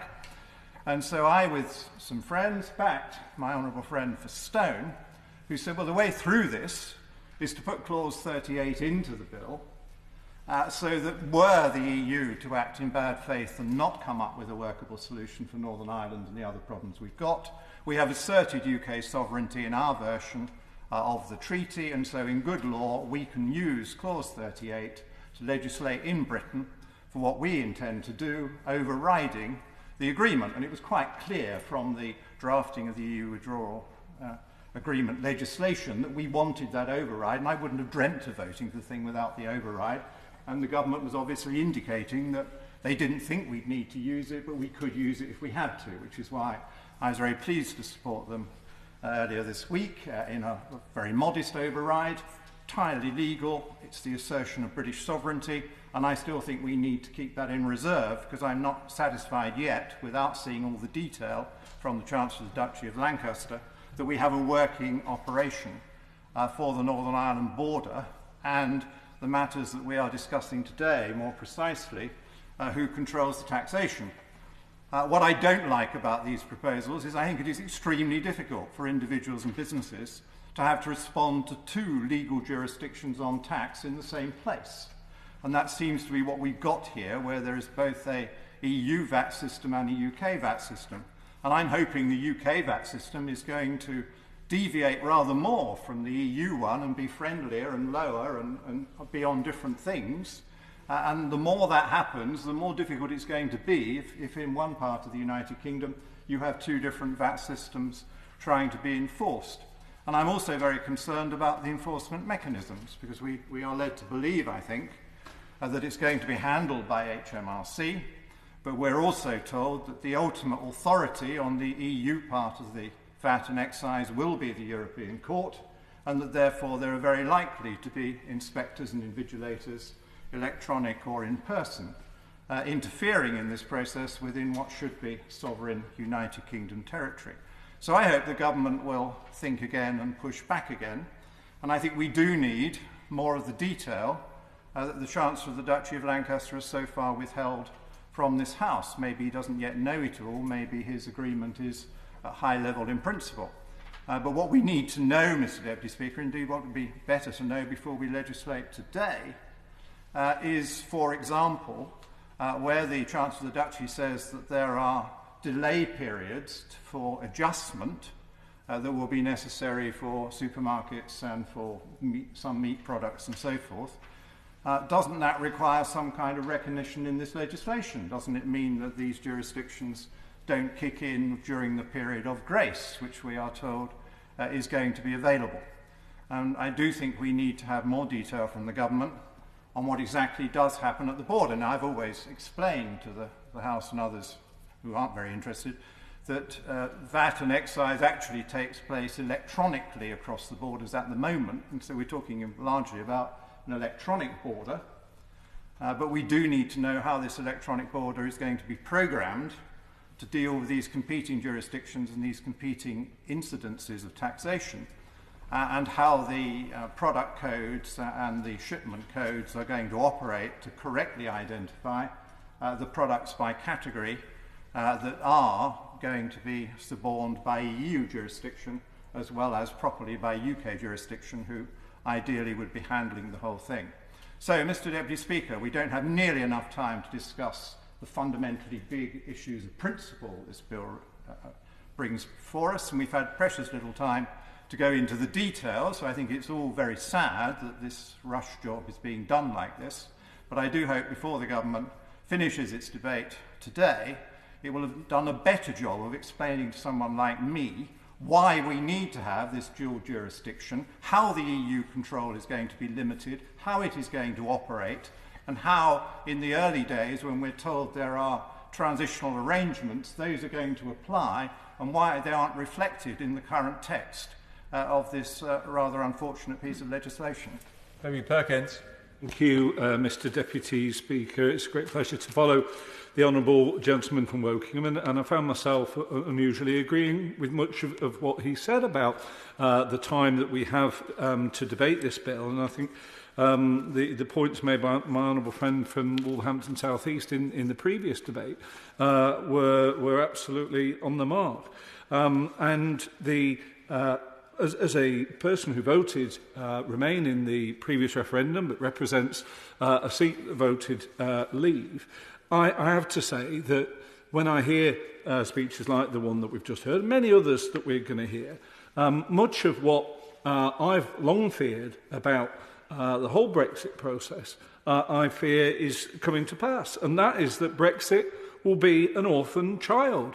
When we leave, we've left the European Union, when we come to our final arrangement, it will be impossible to find anyone, perhaps with the exception of the Prime Minister, who says this is the Brexit I was campaigning for, because Brexit operated in so many different people's minds as a different entity. And even now, with a Brexit-backing Prime Minister, an overwhelming Tory majority, any Tories who showed a whiff of regard for our future relationship with Europe banished from the party, all rebellion quashed, the fundamental contradictions of Brexit remain unresolved. Now, I have no way of knowing whether there will be a deal, but what I can be certain of is that when that deal is signed, there will be many who argued earnestly that we should leave the European Union, who claim that this was not the Brexit that they were campaigning for. And to turn specifically to the measures contained within this bill, I confess that during the referendum, our campaign to back Remain in Chesterfield hardly touched upon the question of Northern Ireland at all. We did speak a bit about the Union in the context of Scotland, but Northern Ireland was barely mentioned, and yet much of this bill relates to the provisions around Northern Ireland that have become very central to the issues that remain. And the Labour Party are, as I am, resolutely behind the Union, entirely committed to the Belfast Agreement, and we recognise the many contradictions that continue to exist. But I have to say to colleagues from the Democratic Unionist Party and others that they shouldn't think that these Northern Ireland issues concern very many of my constituents in Chesterfield. I know from many conversations that took place during the general election on the doorsteps of Chesterfield in 2019, when I was trying then to raise with my constituents the issues around Northern Ireland, that for many of my Brexit voting constituents, if the cost of getting a Brexit deal that enables our country to trade freely and to regain control of immigration happened to be United Ireland, many of them would accept that in a heartbeat.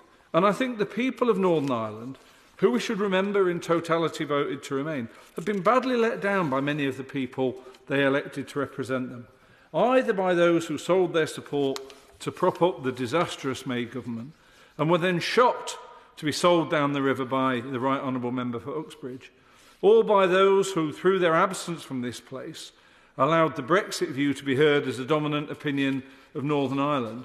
And now the businesses of Northern Ireland are starting to understand what that failure means for them. Right now, it means that just weeks away from a change that will impact them more than any other on these islands, the promise that they will be able to enjoy frictionless trade has been exposed as wrong. It's irresponsible that when the government themselves acknowledge that the administrative impacts on businesses affected by these changes will be significant, those businesses have so little time to plan, and that there are no serious economic or fiscal impact assessments contained within.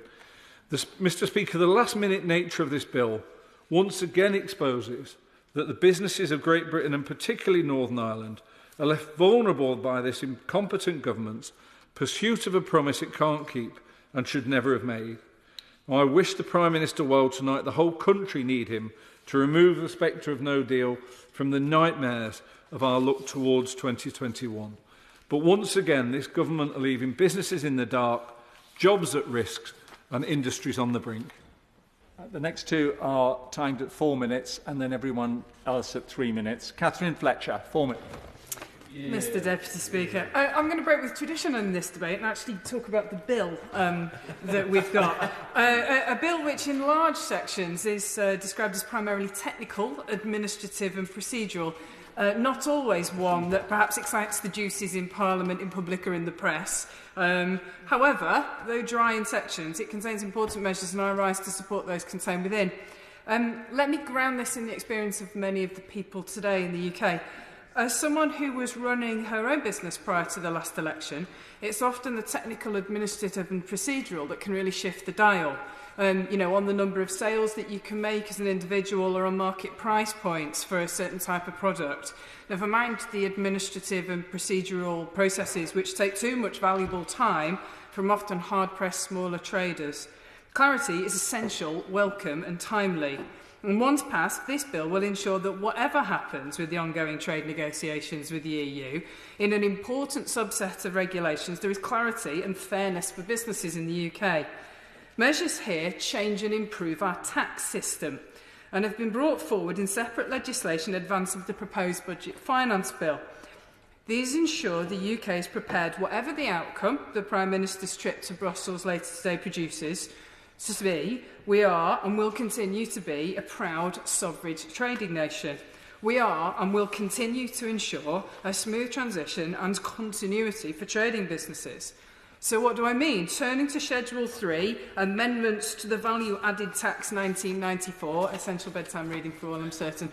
Let me be specific. In my previous business, I was selling volumes of lower value goods online, in online marketplaces and in online channels to customers in the UK, the EU and many other locations overseas. For too long prior to the last election, I have seen lower value goods advertised by overseas sellers, my competitors, imported from abroad, undercutting UK manufacturers and suppliers. Overseas sellers can at the moment avoid VAT, not charging it at the point of sale and not handing this revenue back to our exchequer. This means our country is losing twice. Our fabulous businesses are losing sales to cheaper products from overseas who don't have to charge VAT. Unacceptable. Our exchequer is also losing the revenue these measures raise, which, just to remind the House, funds provision of the public services like the NHS and schools, which we rightly value so highly on this side of the House. This bill removes this overseas seller anomaly. Specifically, the measures mean low-value consignment relief, LVCR, is removed from all UK non-sellers. All imported goods under £135, including under those under £15, will be subject to VAT at UK rates. Whilst currently legal, this is tax avoidance by overseas sellers and had created distortions in the UK marketplaces, and it is this Conservative government clamping down on it. To level the playing field, online marketplaces must now account for their VAT for our fabulous businessmen and women trading from shops or, like me, online. This government supports them now and will continue to do so. Earlier, the Honourable Lady for Glasgow Central mentioned extra exporting barriers. As someone that sat and put the labels on to both EU, Ireland and international destinations, in this lower value term, anything under £170 as an individual consignment goes on a CN23 sticker with all the declarations in it, and off it pops, and there is no additional barriers between the EU and the US. No change that we're making today puts extra paperwork in place, and what you were doing for the EU was always what happened anyway. It automatically comes off the printer. So, I'm sure there are great British jewellers that can sell us wonderful earrings. Catherine, 4 minutes. Andrew Jones. Deputy Speaker, in the debate yesterday on the Ways and Means resolutions, I said I would be supporting the bill because our country needs it. It needs it for the core purposes of the bill, which is the smooth continuity of business after the transition period, being ready and creating a more level playing field for UK businesses. The most problematic element of leaving the EU, and I say that recognising that this is a field full of tough issues, is the nature of our land border with it. And seeking to deliver Brexit whilst protecting the Good Friday Agreement was the major stumbling block in all of our endless debates and struggles last year. So I've been pleased to see some progress made on this issue. We had a statement on it earlier, and I'm not going to go over trodden ground. There are businesses in Harrogate and Knaresborough which do significant trade with Northern Ireland, both selling to and buying from. This bill will be welcome news for them. More people in Harrogate and Knaresborough are affected by internet shopping. This could be by buying from or selling via online platforms. And even if people don't buy online, they're of course impacted by the struggles on the high street. It is a very tough time for retailers, and high streets of course provide countless thousands of jobs. They are economic hubs. Our high streets and town centres have a social function beyond an economic one. They provide a community focal point. Now, before coming here, I worked in retail and for brands that sell through retail. And I know that when I talk to retailers now, they say they just want a level playing field. They're talking very widely when they say that. The phrase they use is level playing field. They're talking about taxation, particularly business rates and VAT. Well, this bill helps create more of a level playing field. It does so with a new model for the treatment of VAT on goods arriving in the UK from overseas. Collection moves to the overseas seller or the online marketplace where that transaction occurs. The result of that, it will be easier to collect VAT and harder to avoid it. And when you're having a tough time as a business, the last thing you need is to see competitors having a 20% price advantage. High street businesses and online players based here pay VAT. So if overseas businesses are allowed to make VAT-free sales, they're undercut in an unfair way. I don't think this measure is controversial. I think it's entirely reasonable. Indeed, as I mentioned yesterday, there are moves across the world in this direction of policy anyway. The other measures in the bill I commented upon yesterday, so I will not detain the House with repetition. Mr. Deputy Speaker, the past year has obviously been one of the toughest in peacetime records. The economic impacts are going to be felt for many years. We have also the consequences of Brexit. The need for the continuity of business operation is profound. Our whole United Kingdom must focus upon growth as we seek to protect livelihoods, as we have sought to protect lives. The bill is part of the measures being taken to secure our business future, and that is why we'll support it. Thank you. Miriam Cates. Thank you, Mr. Deputy Speaker.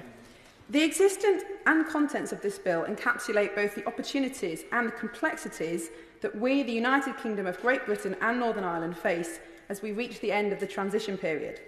As we regain control of our money, our borders and our laws, we have the opportunity to innovate and, in relation to taxation, to remould our regulations around the values and requirements of our modern UK economy. For example, this bill brings forward some administrative and procedural VAT changes that are not only legally necessary, but also allow us to tackle non-compliance and to support our high streets to compete with online sales. This is particularly important in the current economic climate, where for nearly 9 months our high streets have faced unprecedented restrictions and sales have plummeted, whereas online retailers have traded unhindered and made record profits. I therefore support the measures in this bill that will stipulate that VAT is due from online sales by companies that import goods into the UK, ensuring a more level playing field for our bricks and mortar retailers. Another of the opportunities presented by our departure from the EU and the end of the transition period is our potential ability to crack down on tax evasion, and the bill also makes technical provisions on this issue. But as well as realising the administrative opportunities that we embrace as we leave the EU, this bill also reflects some of the complexities that have inevitably arisen as we, a historic union of 4 distinct nations, seek to disentangle ourselves from 40 years of economic and increasingly political union with our European neighbours. Back in 2016, during the referendum campaign, I wasn't actively involved in politics and I wasn't a member of a political party. But, Mr. Deputy Speaker, I agonised over my vote, torn between the moral conviction that our UK Parliament should be sovereign and the practical acknowledgement that any divorce after 40 years of union will be complicated and messy. And of course, Mr. Deputy Speaker, both are true. Following 17 million votes to leave the EU, it's right and democratic to leave, but it's also complex and a challenging process that has tested our determination and our resolve for 3.5 years. And that's why this bill must also make provision for all circumstances that we may face following the outcome of ongoing trade negotiations. And we can't gloss over or underestimate these complexities or pretend that they shouldn't exist. The history of the relationship between each of our four nations is unique, and it's based on cultural and relational settlements as much as law and statute. Whatever the outcome of the trade negotiations, we have to ensure that we have a VAT and customs framework in place to allow trade across the UK to continue as seamlessly as possible. That's what this bill will achieve, and why I support it as a sensible, responsible and necessary piece of legislation. Alistair Carmichael. Thank you, Mr Deputy Speaker. Somehow or another, I always thought that taking back control would look rather different for this place than this. 24 hours to consider 112 pages of highly technical and detailed taxation legislation. It is an affront and an insult to this House, and it is an abuse of the process by which we are supposed to govern ourselves. Those on the Treasury bench who have brought this legislation in this way should hang their heads in shame. But as the Honourable Lady from Oxford East indicated in her contribution, it is unfortunately necessary. It is quite remarkable that in amongst these 112 pages there are so many enabling provisions. So we know that in fact the detail is still to come, and that there will require to be secondary legislation to implement the detail for the businesses, for what our businesses actually need. I think the kindest I can say about this bill at this stage, given the time that's available to me, is that it really is just a foretaste of things to come. Essentially, most of what we have here pertains to the relationship with Northern Ireland, which even at this stage, the government is still tying itself up in knots because they promised three things of which they could only ever at the best deliver two. They said we could come out of the customs union, or we would have no border north and south, or we would no border east or west. In fact, if you were going to come out of the customs union, then eventually you had to have a border north or south or east or west. You couldn't have all three. And I listened to the right honourable gentleman from Woking talking about electronic borders. Well, the clue's in the title. It's a border. And once you see that sovereignty trumps economics, then inevitably borders are where it takes you, something that should be heard in all parts of this House. I was struck by the Honourable Lady for Glasgow Central quoting Robert Burns when she said that the best-laid plans of mice and men gang after glee. I was disappointed and a little surprised that she didn't then deliver the next line of that stanza. The best-laid plans of mice and men gang after glee, and leave us naught but grief and pain for promised joy. If ever I heard a poetic way of describing Brexit, Mr Deputy Speaker, that has got to be it. And leave us naught but grief and pain for promised joy. The House will remember, of course, that Robert Burns was an exciseman, so he would know quite a lot about customs and the matters that are in this bill. The Lord alone knows what he would make of it if he were alive today. Jerome Mayhew. Mr Deputy Speaker, this time yesterday we frankly would have all have celebrated seeing what was in this bill. Today I want to celebrate seeing what is not in it. It's great that we don't have to consider the inclusion of additional measures to take account of the failure of the Joint Committee to come to an agreement on the proper interpretation of the Northern Irish Protocol. I'm delighted to learn that we have come to a pragmatic and proportionate way that has now been found by the Joint Committee of the interpretation and enforcement of its provisions. But it was just a few days ago that the European Union asserted that all goods travelling from GB to Northern Ireland were to be considered as being at risk of onward transport to the EU, a patently absurd and obstructionist position. So I heartily welcome this last-minute change of heart. TD Simon Coveney, the Fine Gael Minister for Foreign Affairs, has said that practical cooperation and flexibility has been agreed to make it as manageable as possible for people and businesses. Amen to that. And may the same spirit suffuse the continuing negotiations elsewhere in Europe. Returning more properly to clauses 2, 3 and 4 of the bill, they put in place the practical requirements to allow for the charging of customs duties and VAT away from the geographical border with the Republic of Ireland, whilst continuing to protect the ability of Northern Irish products to travel without restrictions to the rest of the United Kingdom. This respects the government's commitment that goods from Northern Ireland will continue to have unfettered access to the rest of the United Kingdom.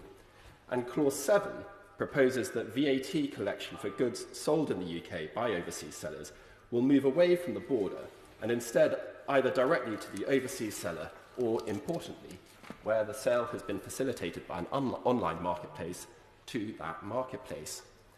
This is a very important step and marks, I hope, the beginning of a much wider reassessment of the role of online marketplaces and the responsibility that they should probably have for the goods of international origin that they sell.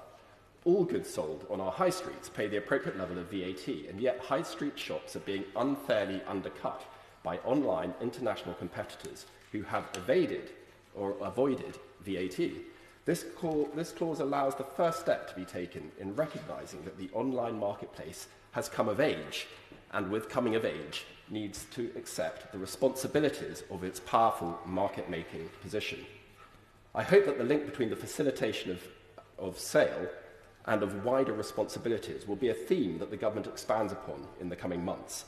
As I mentioned in the debate yesterday, the same argument can be applied to the areas of environmental legislation, such as the extended producer responsibility, as well as for the collection of electronic waste for recycling. I welcome Her Majesty's Government's approach here. It's no longer credible for the hugely powerful and commercially dominant online marketplaces to wash their hands of what actually passes through their platforms. Stephen Flynn.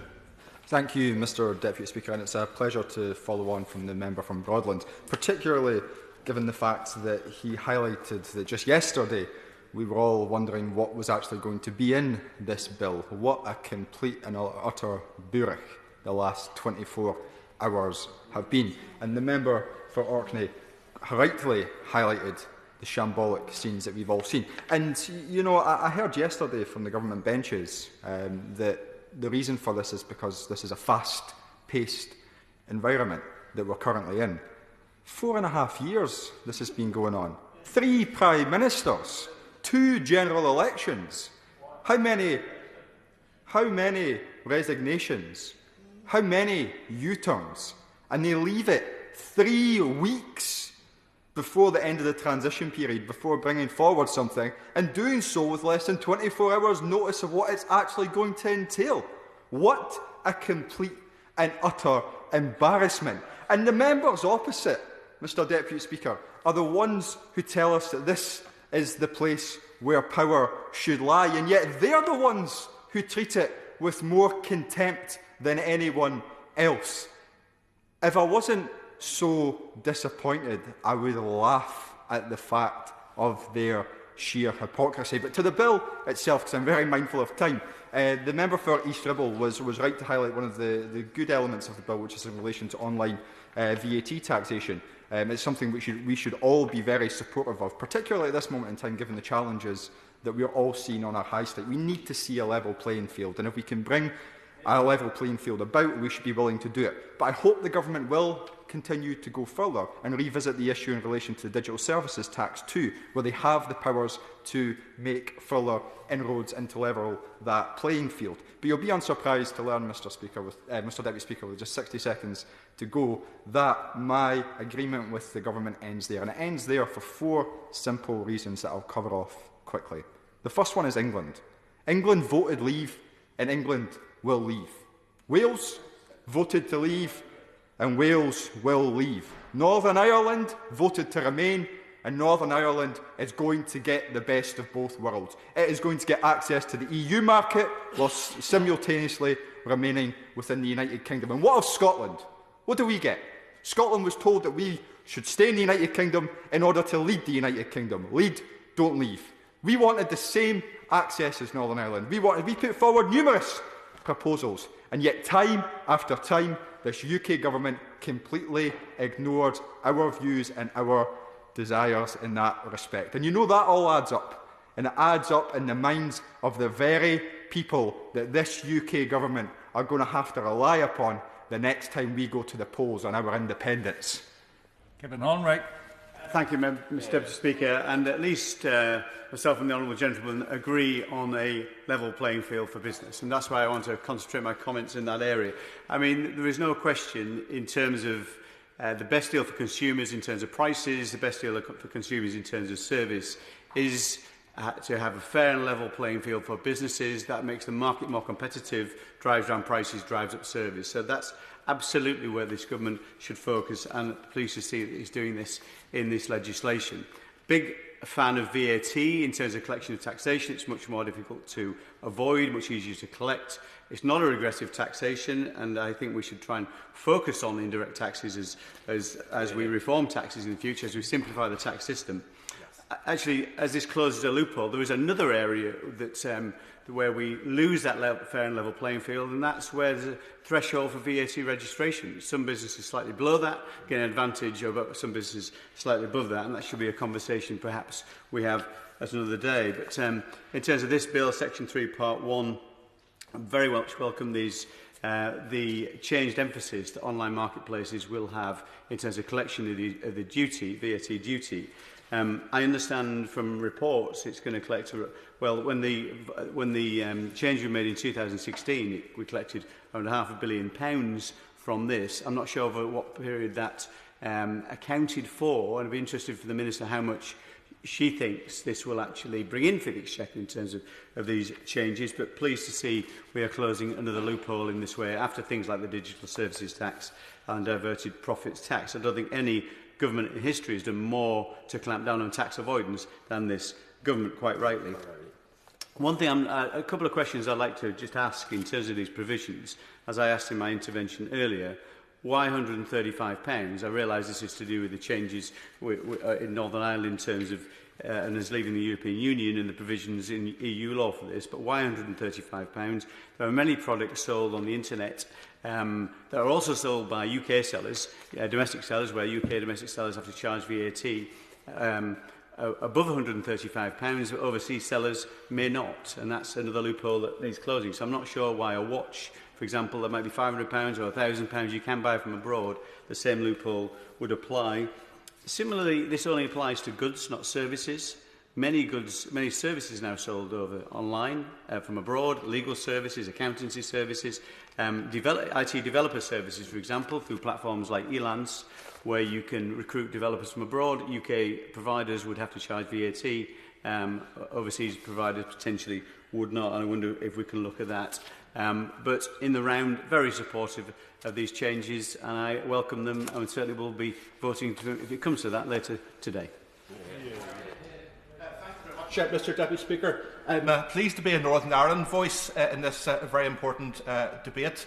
Obviously, this is a different type of speech I was perhaps envisaging making earlier on this week, and I do welcome that particular progress. And not least that we are hopefully moving beyond the Part 5 of the Internal Market Bill and the potential of the notwithstanding clause in this particular piece of legislation, though of course we do remain vigilant in that regard. I would welcome a confirmation from the Minister, not least given that we have had very little time to scrutinise the detail, that this current version of the bill is entirely consistent with the Northern Ireland Protocol. It is worth recalling why we have to do this and why there is that protocol, and it arises from the decision of the UK not to have a fresh customs union with the EU post-Brexit. That then begs the question where the line is going to be drawn on a map between the UK's customs union and the EU. The protocol essentially sees a situation whereby Northern Ireland remains part of the single market for goods, but remains part of the UK's customs territory. But crucially, the EU Customs Code is to be applied down the Irish Sea, hence the nature of this bill. And just to correct something that was said earlier on, the withdrawal agreement and the protocol, which was signed up by this Prime Minister, had a starting point where all goods moving into Northern Ireland were potentially at risk. That was what was said in the protocol, and I do welcome the progress that's been made in trying to find a way through that isn't going to be the case in practice. Some people may say that it's only the EU who were threatening a border in Ireland. And of course the EU does have the right to protect the integrity of its single market and customs union. But I think we're being too complacent around the UK's own obligations in that regard as well, because if, in the event of no deal and the back gate was left open, so to speak, that then has a requirement under WTO rules for the UK to adopt the exact same posture that it has on the island of Ireland with the rest of the world. And I'm not sure that is a line they would want to go down, particularly given the whole range of threats that are out there. There are, of course, a range of issues still to be addressed in terms of the wider context for this bill, in particular the achievement of a zero tariff, zero quota deal. Even with that, rules of origin issues will still be an issue. But if there is no free trade agreement, then we are back to the issue of goods at risk. And while we have the prospect of the authorised economic operator model, and we wait more details in that regard, it isn't going to cover everyone. It's not going to cover small retailers, and it may not cover the online issue. It's also the question of what happens if that measure is not renewed in a few years' time, and also the issue around necessary resources. Looking the other way, I've already, in my intervention with the Minister, raised the issue around qualifying goods and how we're going to have the issue of avoidance tackled. Thank you very much. To resume your seat no later than 5 p.m, Sean Bailey. Thank you, Mr Deputy Speaker, and it's a pleasure to contribute in this debate today, and it's certainly been a wide-ranging and interesting one from all sides. Mr Deputy Speaker, trade is amongst the most efficient ways to ensure that peace can be retained between the communities within Northern Ireland as a whole, and ensure that the prosperity of Northern Ireland and the rest of the United Kingdom can be maintained. And in my view, I believe this bill does secure that. This bill, in creating the legal framework for customs, VAT and excise charges, will, in my opinion, make a real positive impact on traders both in Northern Ireland and in the rest of the United Kingdom, including in my communities in Wednesbury, Oldbury and Tipton, and also equally have a sizable effect, given that 10% of England's exports to other parts of the United Kingdom, and particularly to Northern Ireland in particular, come in at around 14 billion of Northern Ireland external purchases from Great Britain. In specifying that custom charges will only apply to certain goods if they're at risk of moving into the EU, this bill, in my opinion, provides greater certainty and it will ensure that our businesses can have the brighter future that they are looking for. Equally, this bill will ensure that businesses across the United Kingdom can benefit from a continual flow of goods between the United Kingdom and Northern Ireland, and ensure that Northern Ireland exports and import aren't put up. I don't have to suffer from barriers of trade. Now, it is quite right that our red lines within this bill has been the ability to set our own custom laws and excise duties. And in January, actually, we're going to see the benefit of that with the streamlining of some 6,000 tariff lines and the removal of tariffs on some £30 billion worth of imports entering supply chains, particularly within manufacturing, which is a key industry for areas like mine in the Black Country. And we're going to do that whilst ensuring that there's no hard border on the island of Ireland, that we ensure that we continue to maintain the peace that's been built there over generations, and we ensure that we maintain the integrity of the communities within Northern Ireland. But, Mr Deputy Speaker, I want to also turn more to the technicalities of the bill, and I think my honourable friend from South Ribble and my honourable friend from Harrogate and Knaresborough touch particularly on the tax element, and particularly around VAT.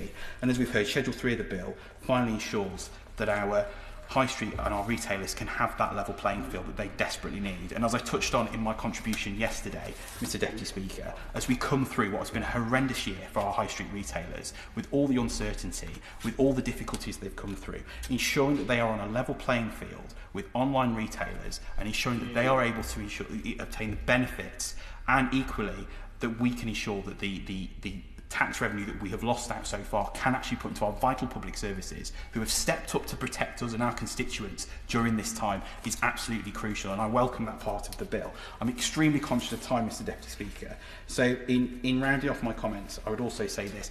Ministers have been given quite a degree of discretion within the words of this bill in terms of some of the definitions, the abilities they're there to apply.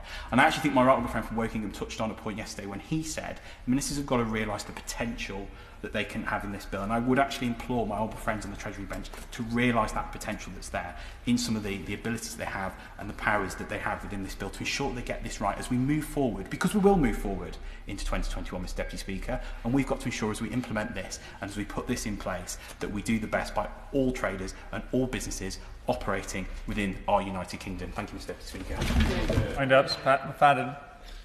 Thank you, Mr Deputy Speaker, and I'd like to thank everybody who's contributed to this short debate. To pick out a few, the Right Honourable Member for Stone told us that he was reserving his judgment on some of these measures, particularly the government's decision not to proceed with the notwithstanding clauses. The honourable member for Glasgow Central talked about hidden customs charges and described parts of the government's approach as, I quote, absolute mince. The honourable member for Wokingham spoke about the dual taxation regime, which we will return to at the committee stage shortly to follow.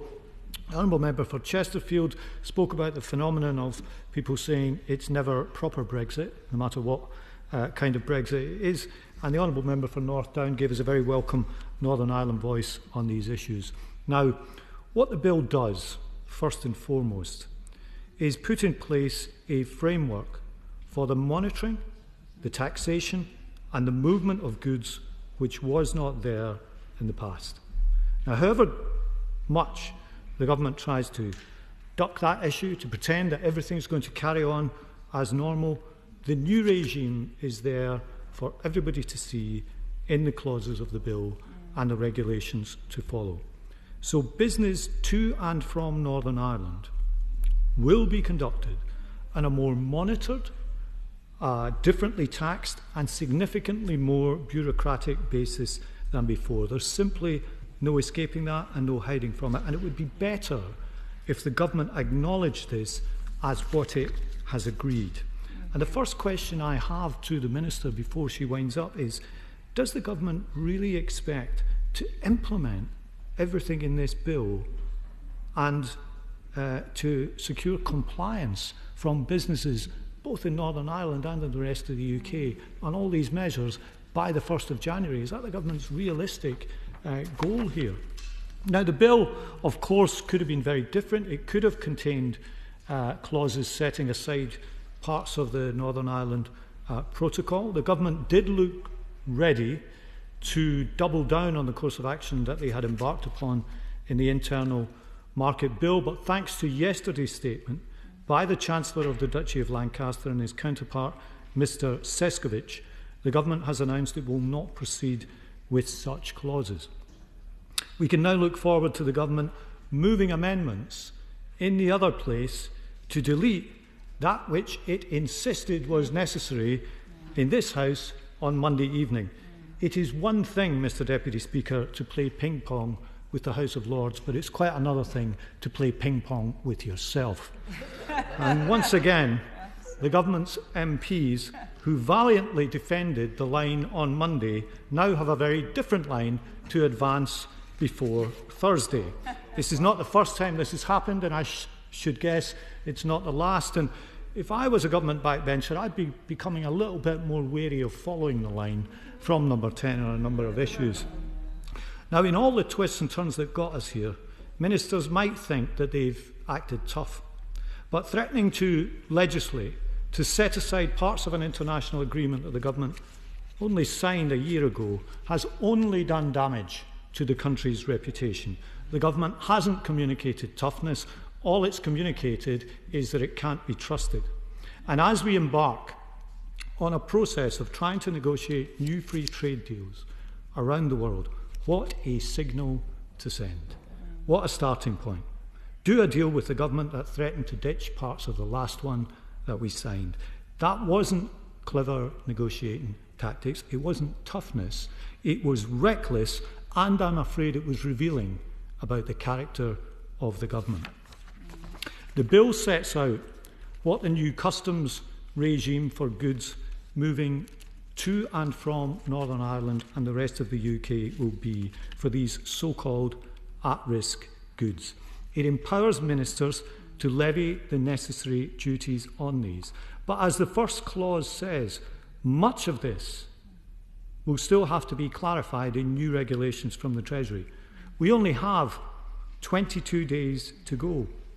When will we see these new regulations? When will businesses in Northern Ireland or those anywhere else in the country who send goods to Northern Ireland know exactly what the new regime will be? Does the Minister really think that this is a proper way to do this more than 4 years after the referendum and just 3 weeks before the end of the transition period? Similar phrasing is used in Clause 2, applying to goods moving from Northern Ireland to the rest of the UK. And the same point applies. When will businesses know what is happening? On the VAT regime in Clause 3, can the Minister set out how this VAT regime, how the EU's VAT regime, as it applies to Northern Ireland, will interplay with the UK's VAT regime, the question raised by the Honourable Member for Wokingham?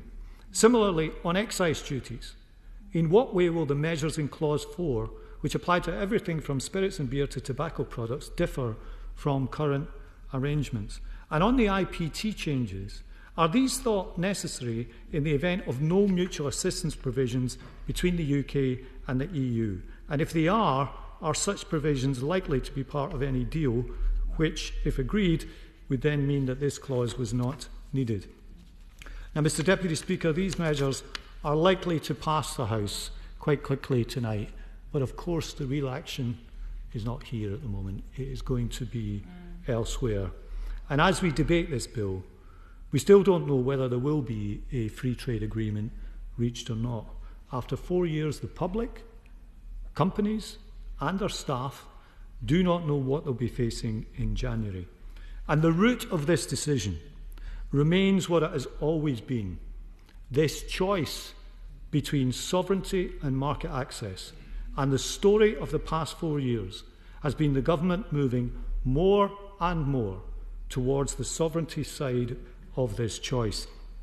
Now, they may say that this is the remorseless logic of Brexit, but no one should doubt its significance, because what it means is that for the first time in history, we have a government and a process where questions of investment, of people's prosperity, of their living standards have been progressively relegated to a more and more distant second place. Now, we'll see the results of that choice over the coming months, Mr Speaker, and perhaps after tonight's dinner in Brussels, we might even be a bit clearer about them in the days to come. But in the end, what has been described as a negotiation is in fact a choice, and the government has made its choice on that, and we will see the effect in the months to come. Minister. Thank you, Mr Deputy Speaker. And it's a privilege to close this debate on behalf of the Government, and I thank members from across the House for their thoughtful and varied contributions. At the end of this month, the transition period will end. As my right honourable friend, the Financial Secretary, pointed out at the beginning of today's debate, we have a great responsibility to be ready for this event. And the measures contained in the Taxation Post-Transition Period Bill play an important part in those preparations. Mr Deputy Speaker, let me take this opportunity to thank the members opposite for the constructive and collegiate approach throughout the passage of this bill, despite their evident reservations. And in that same spirit, let me turn to address some of the points raised in today's debate. This bill is an essential part of our preparations for the end of the transition period. It takes forward important changes to our tax system to support the smooth continuation of business across the UK. It contains 6 measures. 3 relate to the implementation of the Northern Ireland Protocol, and 3 implement wider changes to the tax system which are needed before 1st of January. Most importantly, it will ensure that we meet our commitments to Northern Ireland, including on unfettered access and those commitments as set out in the Northern Ireland Protocol. Taken together, these form an important part of our preparations as we resume our place as a fully sovereign trading nation. Now that we have further clarity on the outcome of the Joint Committee negotiations, it is vital that these provisions are in place before the end of the transition period to provide that certainty. The passage for this bill is necessarily rapid, but it will allow for these important changes to be implemented on time. The member for Wolverhampton South East asked if we believe that this could be done. My answer is yes, of course. The UK Government will take forward a pragmatic approach that draws upon available flexibilities to implement the protocol without causing undue disruption to lives and livelihoods. This Government is committed to supporting business. At the centre of this package is the free-to-use trader support service, which will support business when moving goods into Northern Ireland, educating traders on what the protocol means for them, and completing customs and safety and security declarations on their behalf. And this is working. Since the launch of the registration portal in September, over 18,000 businesses have signed up for support from the Trader Support Service. And I now refer to members' comments. On the member for North Down's request for confirmation the UK meets its obligations, the powers in this bill allow us to implement the Northern Ireland Protocol in a way that is consistent with our obligations, and I appreciate his broader supportive statements. The member for South Ribble and the member for Harrogate, among others, rightly referred to our closing of the VAT loophole in Clause 7, Schedule 3. Low-value consignment relief is subject to widespread abuse and contributes to trade distortion. It disadvantages UK high street businesses who are required to charge VAT where overseas businesses are not, either for legitimate reasons or through abuse. Removing the relief will bring overseas sellers onto an equal footing with UK businesses. The member for Thurston Moulton asked why this clause applies just to low-value goods and if there wasn't an opportunity for higher-value goods as well. So the reason is that the £135 threshold aligns with the threshold for customs duty liability. Imports of goods greater than £135 in value are subject to enhanced customs requirements, which would negate the benefits of moving VAT away from the border. Therefore, imports of goods greater than that amount will remain subject to current models for goods arriving from non-EU countries, where VAT is collected at the point of importation. And he also asked what revenue we expect from this change. The OBR has forecast that these changes will raise over £300 million a year over the next 5 years, £1.6 billion over the scorecard period. Approximately two-thirds of that will come from improving collection and tackling non-compliance through the new VAT treatment of cross-border goods. And the final third of the revenue comes from the removal of low-value consignment relief, which will end widespread abuse of this relief. The member for Wokingham asked about the ECJ and whether they would be the ultimate arbiter for VAT and excise. The ECJ will continue to have a role where EU directives apply in Northern Ireland, for example, where there are disputes on how those EU rules should be interpreted. However, the rules will continue to be policed by HMRC, who will continue to be the tax authority for the whole of the UK. And he also mentioned Northern Ireland being subject to two regulatory systems. Northern Ireland is and will remain part of the UK and its VAT system. It is correct that the Northern Ireland Protocol means that NI will continue to align with the EU VAT rules in respect of goods, but not services. This is to ensure the trade is not disrupted on the island of Ireland and allows us to meet our commitments under the Belfast Good Friday Agreement. But as I said, HMRC will continue to be the tax authority for the whole of the UK. Businesses will continue to have a single UK VAT number, which is issued by HMRC, and they will only submit one UK VAT return to account for VAT on all supplies of goods and services. The member for Stone asked about the current negotiations, and just to remind him and reiterate to the House, the UK government set out on 17th of September that Parliament would be asked to support the use of provisions in clauses 45, etc. of the UK Internal Market Bill and any similar subsequent provisions in a finance bill. These clauses were introduced as reasonable steps to create a safety net so the government would always be able to deliver on its commitments to the people of Northern Ireland in the event that a negotiated outcome could not be reached in the Joint Committee. However, as we all now know, following intensive and constructive work over the past weeks by the UK and EU, we now have an agreement in principle on all issues in relation to the protocol on Ireland and Northern Ireland. As we have mutually agreed solutions, the UK can now withdraw clauses 44, 45 and 47 of the UK bill and not introduce any similar provisions in this taxation bill. Yes, I will give way. I'm very grateful to the Minister. On this point about the notwithstanding clauses, can she guarantee, given that neither the Internal Market Bill nor this bill have yet finished its passage in the House, that the government won't reintroduce them at any further stage? Well, I think, as I just said to the honourable gentleman, I am not in a position to be talking about what is happening in the future. We have been negotiating in good faith and we have an agreement in principle. I do not believe that those clauses will be coming back, but as he knows very well, the negotiations are still ongoing and we need to wait and see what the outcomes of those negotiations are. It would be quite wrong for me or for him to preempt anything else that's going to be taking place, and we must not bind the hands of our negotiators. It's absolutely right that we all speak as one voice in this House. The member for Glasgow Central mentioned GB and NI parcels and how consumers will know if there's a customs charge. But I just wanted to reference to her, the movement of parcels into Northern Ireland is another important part of how the protocol will work in practice for people in Northern Ireland. And that is why, just as we have elsewhere, the UK government will take forward, as I said, that pragmatic approach that draws upon available flexibilities to implement the protocol without causing undue disruption. In terms of Schedule 3, she talked about the example of the earrings from Slovenia, which she had ordered. I thought it would be Worth me stressing that Schedule 3 deals with imports to the UK and not exports, and will ensure UK customers see the amount of VAT that needs to be paid at the point of sale on these goods below the £135. But goods between Northern Ireland and GB, VAT is already charged on supplies sold by a GB business to an NI customer. When the Northern Ireland Protocol comes into effect, most Northern Ireland businesses or consumers purchasing goods from VAT-registered businesses, they will see no significant difference in cost from a VAT perspective.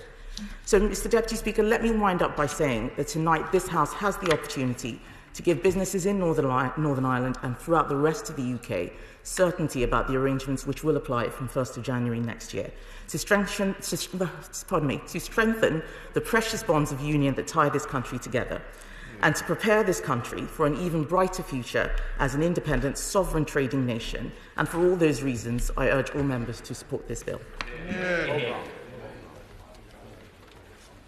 The question is that the bill be now read a second time. As many as other say aye. Aye. Country no. I think the ayes have it. The ayes have it. We will now suspend the session for a brief period in order to sanitise both the dispatch boxes. Order.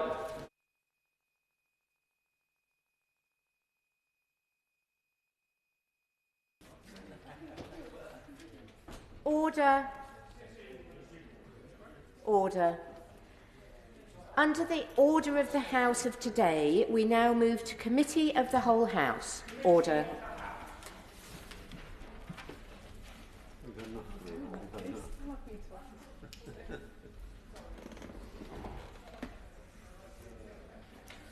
Order. Before I ask the clerk to read the title of the bill, I should explain that in these exceptional circumstances, although the chair of the committee would normally sit in the clerk's chair during committee stage in order to comply with social distancing requirements, I will remain in the Speaker's chair, although I will be carrying out the role not of Deputy Speaker, but of Chairman of the committee. We should be addressed as chairs of the committee rather than as Deputy Speakers. Taxation Post-Transition Period Bill. Now, I must also modify the call list slightly in the light of the Chairman of Ways and Means selection and grouping. I will call the Right Honourable Member for Wolverhampton South East to open the debate by moving Amendment 2. We will then follow the rest of the call list as published, starting with the Honourable Member for Stone. I will call the Minister at the end to respond to the debate. We will start with Amendment 2 to Clause 1, with which it will be convenient to discuss the other amendments and new clauses selected and the questions that new clauses 2 to 12 and schedules 1 to 4 stand part of the bill. I call Shadow Minister Pat McFadden. Thank you, Madam Chair. I think we have to refer to you as, and not Madam Deputy Speaker. So I rise to move Amendment 2 to Clause 1 and Amendment 3 to Clause 2, which makes the same points. And I'll also say a word about new Clause 2, all of which are tabled in the name of the Leader of the Opposition and my honourable and right honourable friends. Now, Clause 1 of the bill sets out the new customs regime which will apply to goods moving between Great Britain and Northern Ireland, and specifically those goods deemed at risk of entering the EU single market. The Northern Ireland Protocol, to which the government has signed up, requires such a regime as a result of the government's decision to leave the single market and the customs union. And this will mean a system of paying such custom duties for those moving such goods in this way. Now, as yet, none of us know whether or not there will be a deal agreed. We know there's an important dinner taking place in Brussels tonight. But we welcome the announcement of a trusted trader scheme today, though it comes very late in the day, and that scheme will remove some of the possible tariffs on goods moving from Great Britain to Northern Ireland in the event of no deal. But for other goods, in the event of a no-deal Brexit, we're also clear that we don't want to see additional costs for businesses and communities in Northern Ireland. It should be noted by the House that Northern Ireland consumers have, on average, around half the discretionary income of consumers of the rest of the United Kingdom. The long and the short of it is they simply cannot afford additional tariffs on trade on goods in this way. So for that to be the case, there needs to be a system for at-risk goods that don't leave Northern Ireland, in line with the agreement that Northern Ireland remains part of the UK's customs territory and that customs duties should not apply to goods travelling between Great Britain and Northern Ireland, where Northern Ireland is the end destination for those goods. Now, the protocol and the arrangements agreed yesterday by the Chancellor of the Duchy of Lancaster and his counterpart, these create new requirements for businesses which are to be set out in regulations. And Clause 1 is specific about this. For example, on page 2 of the bill, at line 8 and line 17, it says the Treasury may by regulations provide for which goods these new duties shall apply and for provisions about reliefs, repayment and remission. The clause goes on to say that Treasury regulations may apply to checks, controls or administrative processes or other matters. The broad point to make is this is obviously a description of new arrangements that are not there right now. That's why they're being introduced in the bill. And as I said in my remarks during the second reading, it would be better for the government to acknowledge that this is a new regime with new requirements, instead of the pretense we get that everything means that things will carry on exactly as they are. But as I also said in the second reading debate, we only have 3 weeks to go. And businesses, both in Northern Ireland and those who do a lot of trade with Northern Ireland, will be asking, what does this mean for me? What processes do I have to go through? What do I have to pay? And if the goods remain in Northern Ireland, will I be entitled to a rebate if I have paid? How will I claim that rebate? How will this system work? These are all legitimate questions about this new regime which is being introduced by the bill and the regulations enabled by it. And what Amendment 2 does is it asks the Treasury to answer these questions, to reach conclusions and to publish the answers on these matters in the coming days. Frankly, it's already too late to expect businesses to absorb over 100 pages of legislation all within a few weeks. But even if it is too late, what we can't afford is more delay. And that's why our amendment calls for the publication of guidance on this within a few days of the bill coming into force. Now, I should stress that nothing in this amendment alters the regime that the government is trying to bring in. Everything in the amendment is fully in line with the Northern Ireland Protocol and fully in line with the commitments that the government have made as part of that. What we want to do is provide clarity for businesses as soon as possible, rather than leaving open-ended the time for these regulations to be published. Now, the Minister winding up the debate said with confidence that she was sure all of this could be done by the 1st of January in response to my question. Well, I hope she's right. I hope she's right, that all of this can be done by the 1st of January, that anybody who's sceptical that the 3 weeks between now and the 1st of January will not see all of these arrangements completed, that scepticism is unfounded. Let us hope that she's right. What the amendment asks is for the government to outline precisely how these duties and tariffs, if they're necessary, will be rebated. Businesses will be asking that question, and they quite reasonably will want an answer. Will businesses be required to pay up front and then be reimbursed by HMRC as envisaged in the Northern Ireland Protocol? Is that what the government has in mind? If so, the Minister should know there are fears that such a rebate system could be hugely complex. Indeed, some fears that it isn't quite fully built, but we are told that it will all be ready for the 1st of January. These are vital questions, and as it stands, the bill does not fully answer them, and nor does it set out a time frame in which they will be answered. And that's why we've tabled Amendment 2 and Amendment 3 to the bill. Now, finally, Madam Chair, if I could just turn to New Clause 2.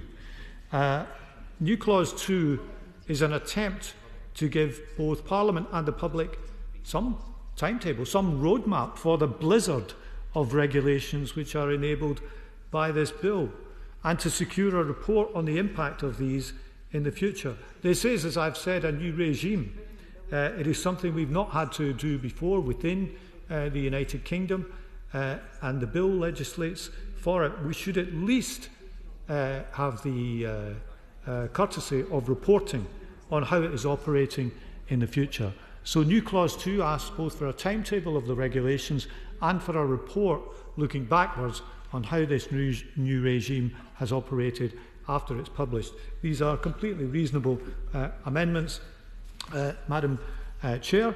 I do hope that the Government finds it within itself in the spirit of generosity to accept them, and I look forward to hearing the Minister's conclusion when he winds up the debate. Amendment proposed in page 2, line 43 at end to insert the words on the paper. The question is that the amendment be made. OK, we move to the debate. So William Cash is not here. So we go to Alison Thewliss, SNP spoke.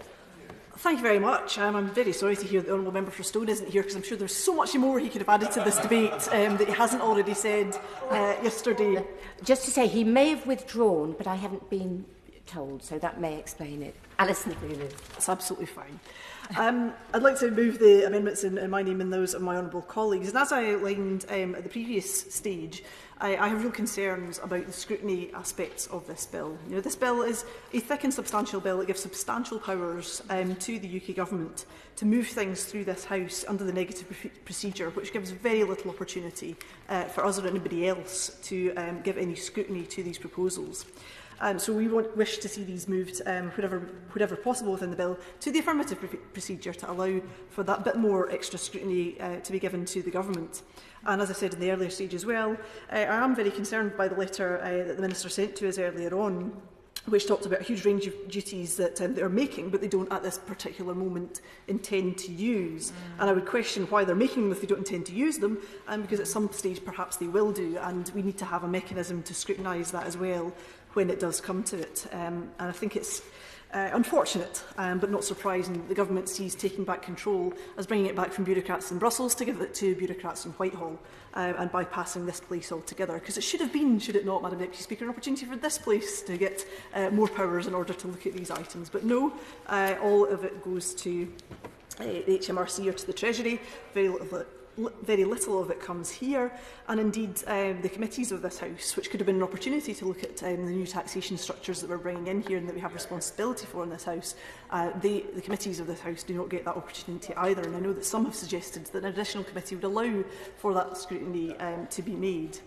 And I would support very much what the Honourable Member from the official opposition front bench has said as well in the questions that he had asked.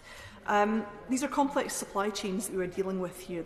We're talking about the movement of food, of chemicals, of manufactured goods. And in my own constituency and in some of my colleagues' constituencies, we have manufacturers of leather, for example, who move raw hides from Ireland to the west of Scotland. They need to know how they're going to be able to move those through different territories with goods that you really don't want to be hanging about for any length of time. You want to move those quickly to where they are processed. And we don't know exactly whether or not they would fall under what the Government has termed at-risk goods. So it's not surprising that businesses are tearing their hair out with this shambles of a government, because they don't know if they're going to be able to continue doing the business that they do come the turn of the year. And the cost in red tape, whether it's the 265 million customs forms that will now need to be filled out compared to 54 million now, whether it's the issue of rebates and the processing of fees and money, we just don't know at the end of this transition period what we are transitioning to. We certainly know what we had and what we're not going to have anymore, that free and unfettered access to a huge market in Europe. But we do know that we are losing that, but we don't know yet what the government's plans are. And despite the government's attempts to reassure us, concerns do remain on all of this. And Aidan Connolly of the Northern Ireland Resale Consortium, while he has acknowledged progress that has been made, has said of the delays that we are just 22 days out and retailers are still unsure about the exact processes needed to move food to Northern Ireland. Therefore, the government needs to assure them how this will be done without additional bureaucracy. And they have real concerns, Madam Chair, about the cost of food and the choice of food that people in Northern Ireland will have if we do not get this right. And the point that I made earlier on about customs charges and duties was reflected in an article at about 2:30 this afternoon on RTE, which says that customers in Ireland will be forced with VAT and customs duty from the 1st of January if buying goods from the UK anything over €22, which is significantly lower than the levels that have been spoken about earlier. And they say that the Irish Revenue has no way of knowing whether consumers will continue to buy from the UK when additional charges should apply. And I asked the Minister to consider this and to do some studies on whether or not there's going to be an impact from these additional charges from people in this country who make good quality goods and export them to Ireland. 70%, as I said earlier on, go to Ireland, and we need to have some certainty from the government about the long-term impact of this. And the scrutiny mechanisms that we suggest gives us ample opportunity to do that at every stage of this process, not just today considering this bill and then putting it in a box and leaving it, but on an ongoing process. This government definitely needs to be held to account. Numbers 5, 6, 7, 8, 9, 10, 11, I believe, spoke in the earlier debate, who have withdrawn from this one, which means that we go straight to Andrew Griffith. Thank you very much, Madam Chairman. It's a pleasure to speak under your chairmanship. I welcome this as a set of pragmatic measures, a building block on the way to regaining our national self-determination in this very important area. And I will be opposing the amendment, not because of the principle, and the principle of greater scrutiny and giving greater certainty to business is something I hope that both sides of the House can recognise. But we should recognise that we're in fast-moving environment, that the Treasury team have been working incredibly intensively in the context of the pandemic. And I think it's unfair on them to put a specific time frame when they will, I know, and perhaps the Minister will address this, use their very best endeavours to give the very greatest amount of certainty as quickly as possible. I follow my friend, the Honourable Member for Glasgow Central, but I have to say there is something of an 18th century approach to their debates about customs and borders and forms and tariffs. The reality, as my friend the Honourable Member for Wokingham earlier, is that we're in an age of online forms, of digital electronic surveillance, and that every good that passes across any internal or external border is tracked through a multiplicity of different technologies. So whilst there is, and I made the observation to the Honourable Lady, of course when one introduces any customs border, which is one reason why we on this side of the House are so keen to keep our United Kingdom together, while there is an added level of complexity, we should not overstate the level of complexity, and we shouldn't understate the ability of business to innovate and to deal with that. I believe the Honourable Lady wants to intervene, and I'd be very happy to take that. I thank you for the intervention. Thank you for allowing me the intervention. Is he aware that we were told at the Treasury Select Committee that the UK could have adopted the French customs system, which they had up and running before ours, which is not yet ready, which the Bayes Committee heard yesterday. Technological solutions exist, but they don't exist in the UK, and we don't have them up and running in order to get this moving in the turn of the year. I beg to differ with the Honourable Lady. There'll be different systems for different territories. But on the business side of things, they already have incredibly sophisticated tracking of stock, of sales, of data, and they can use that to feed into their accounting systems. But by way of conclusion, and the point I really wanted to make, is to celebrate the absolute game changer that's contained within Clause 7. And that's something I hope that both sides of the House can do, to crack down on the leakage of those important tax revenues that fund our valued public services, but most importantly to create a level playing field for the nation's small and online retailers, to address something that's been needing to be addressed for far too long. And I would welcome the Minister to his place in terms of Clause 7 and what that will do for the enterprising small businesses of our nation. Thank you, Madam Chair. 13 withdrawn, so we go straight to the Minister, Jessie Norman. Madam Chairman, thank you very much indeed. What a delight it is to see you in the chair, metaphorically, if not actually. I would say this. I think it is a measure of the wide gulf between the House's preferred or professed intentions and its actual activities that we're about to wind up within very few minutes, and nothing like to time the scrutiny of this bill through the committee stage. And I thank those who have spoken so far.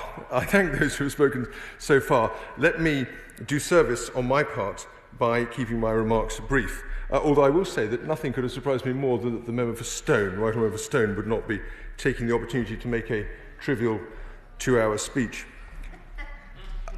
The member for Wolverhampton South East opposite said somehow that the government was pretending there was no change, and yet, of course, he then went on to say that nothing has changed. I tell him that in fact we're not pretending anything. We acknowledge that there is change, and that is specifically why we have used the language that we have of making these changes as easy and as frictionless as possible for all parties concerned. He raises concerns about questions in Northern Ireland. I just remind him the Treasury Support Service was launched on the 28th of September and has 18,000 subscribed already.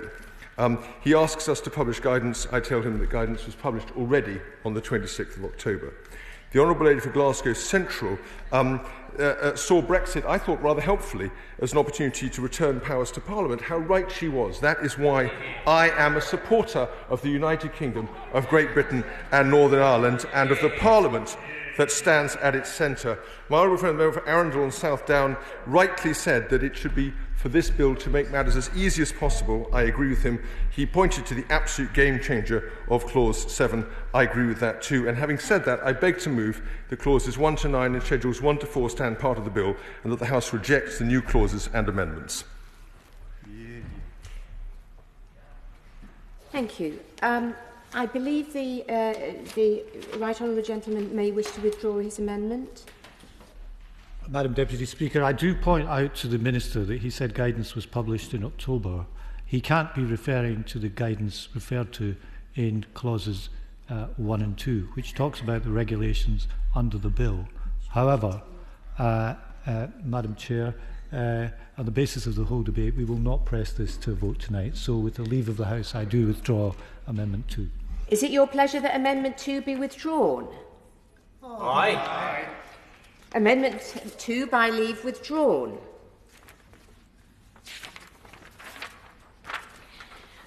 The question is that Clause 1 stand part of the bill. As many as are of that opinion say aye. Aye. Of the contrary, no. I think the ayes have it. The ayes have it. With the leave of the House, I will put together the questions on Clauses 2 to 4 standing part of the bill. The question is that Clauses 2 to 4 stand part of the bill. As many as are of that opinion say aye. Aye. Of the contrary, no. I think the ayes have it. The ayes have it. I have selected Amendment 1 for separate decision, and I call Alison Thewliss to move Amendment 1 formally. No, formally. The question is that Amendment 1 be made. As many as are of that opinion say aye. Aye. Of the contrary, no. No. Division, clear the lobby.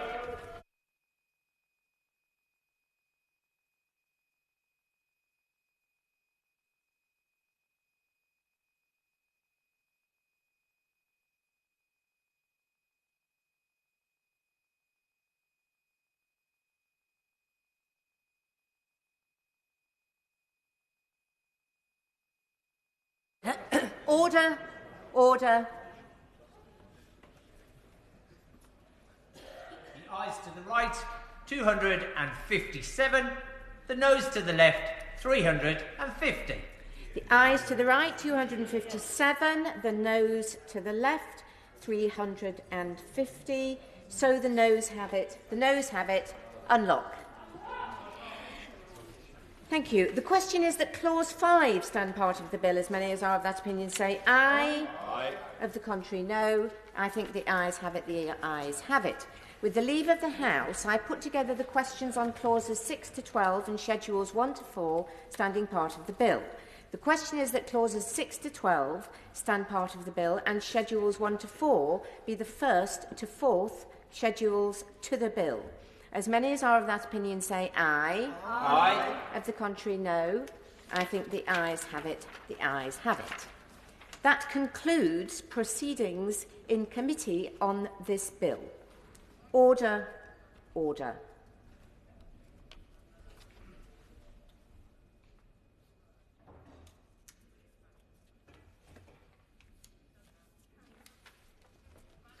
I beg to report that the committee has gone through the bill and directed me to report the same without amendment. Consideration what day? Tomorrow. Tomorrow. Thank you. We now come to motions 4 to 9. With the leave of the House, I will put motions 4 to 9 as on the order paper. As many as... Oh, Minister to move. The question is as on the order paper. As many as are of that opinion say aye. Aye. Of the contrary, no. I think the ayes have it. The ayes have it. We now come to motion 10, exiting the European Union, immigration and asylum. I beg to move. The question is as on the order paper. As many as are of that opinion say aye. Aye. Of the contrary, no. Division, clear the lobby.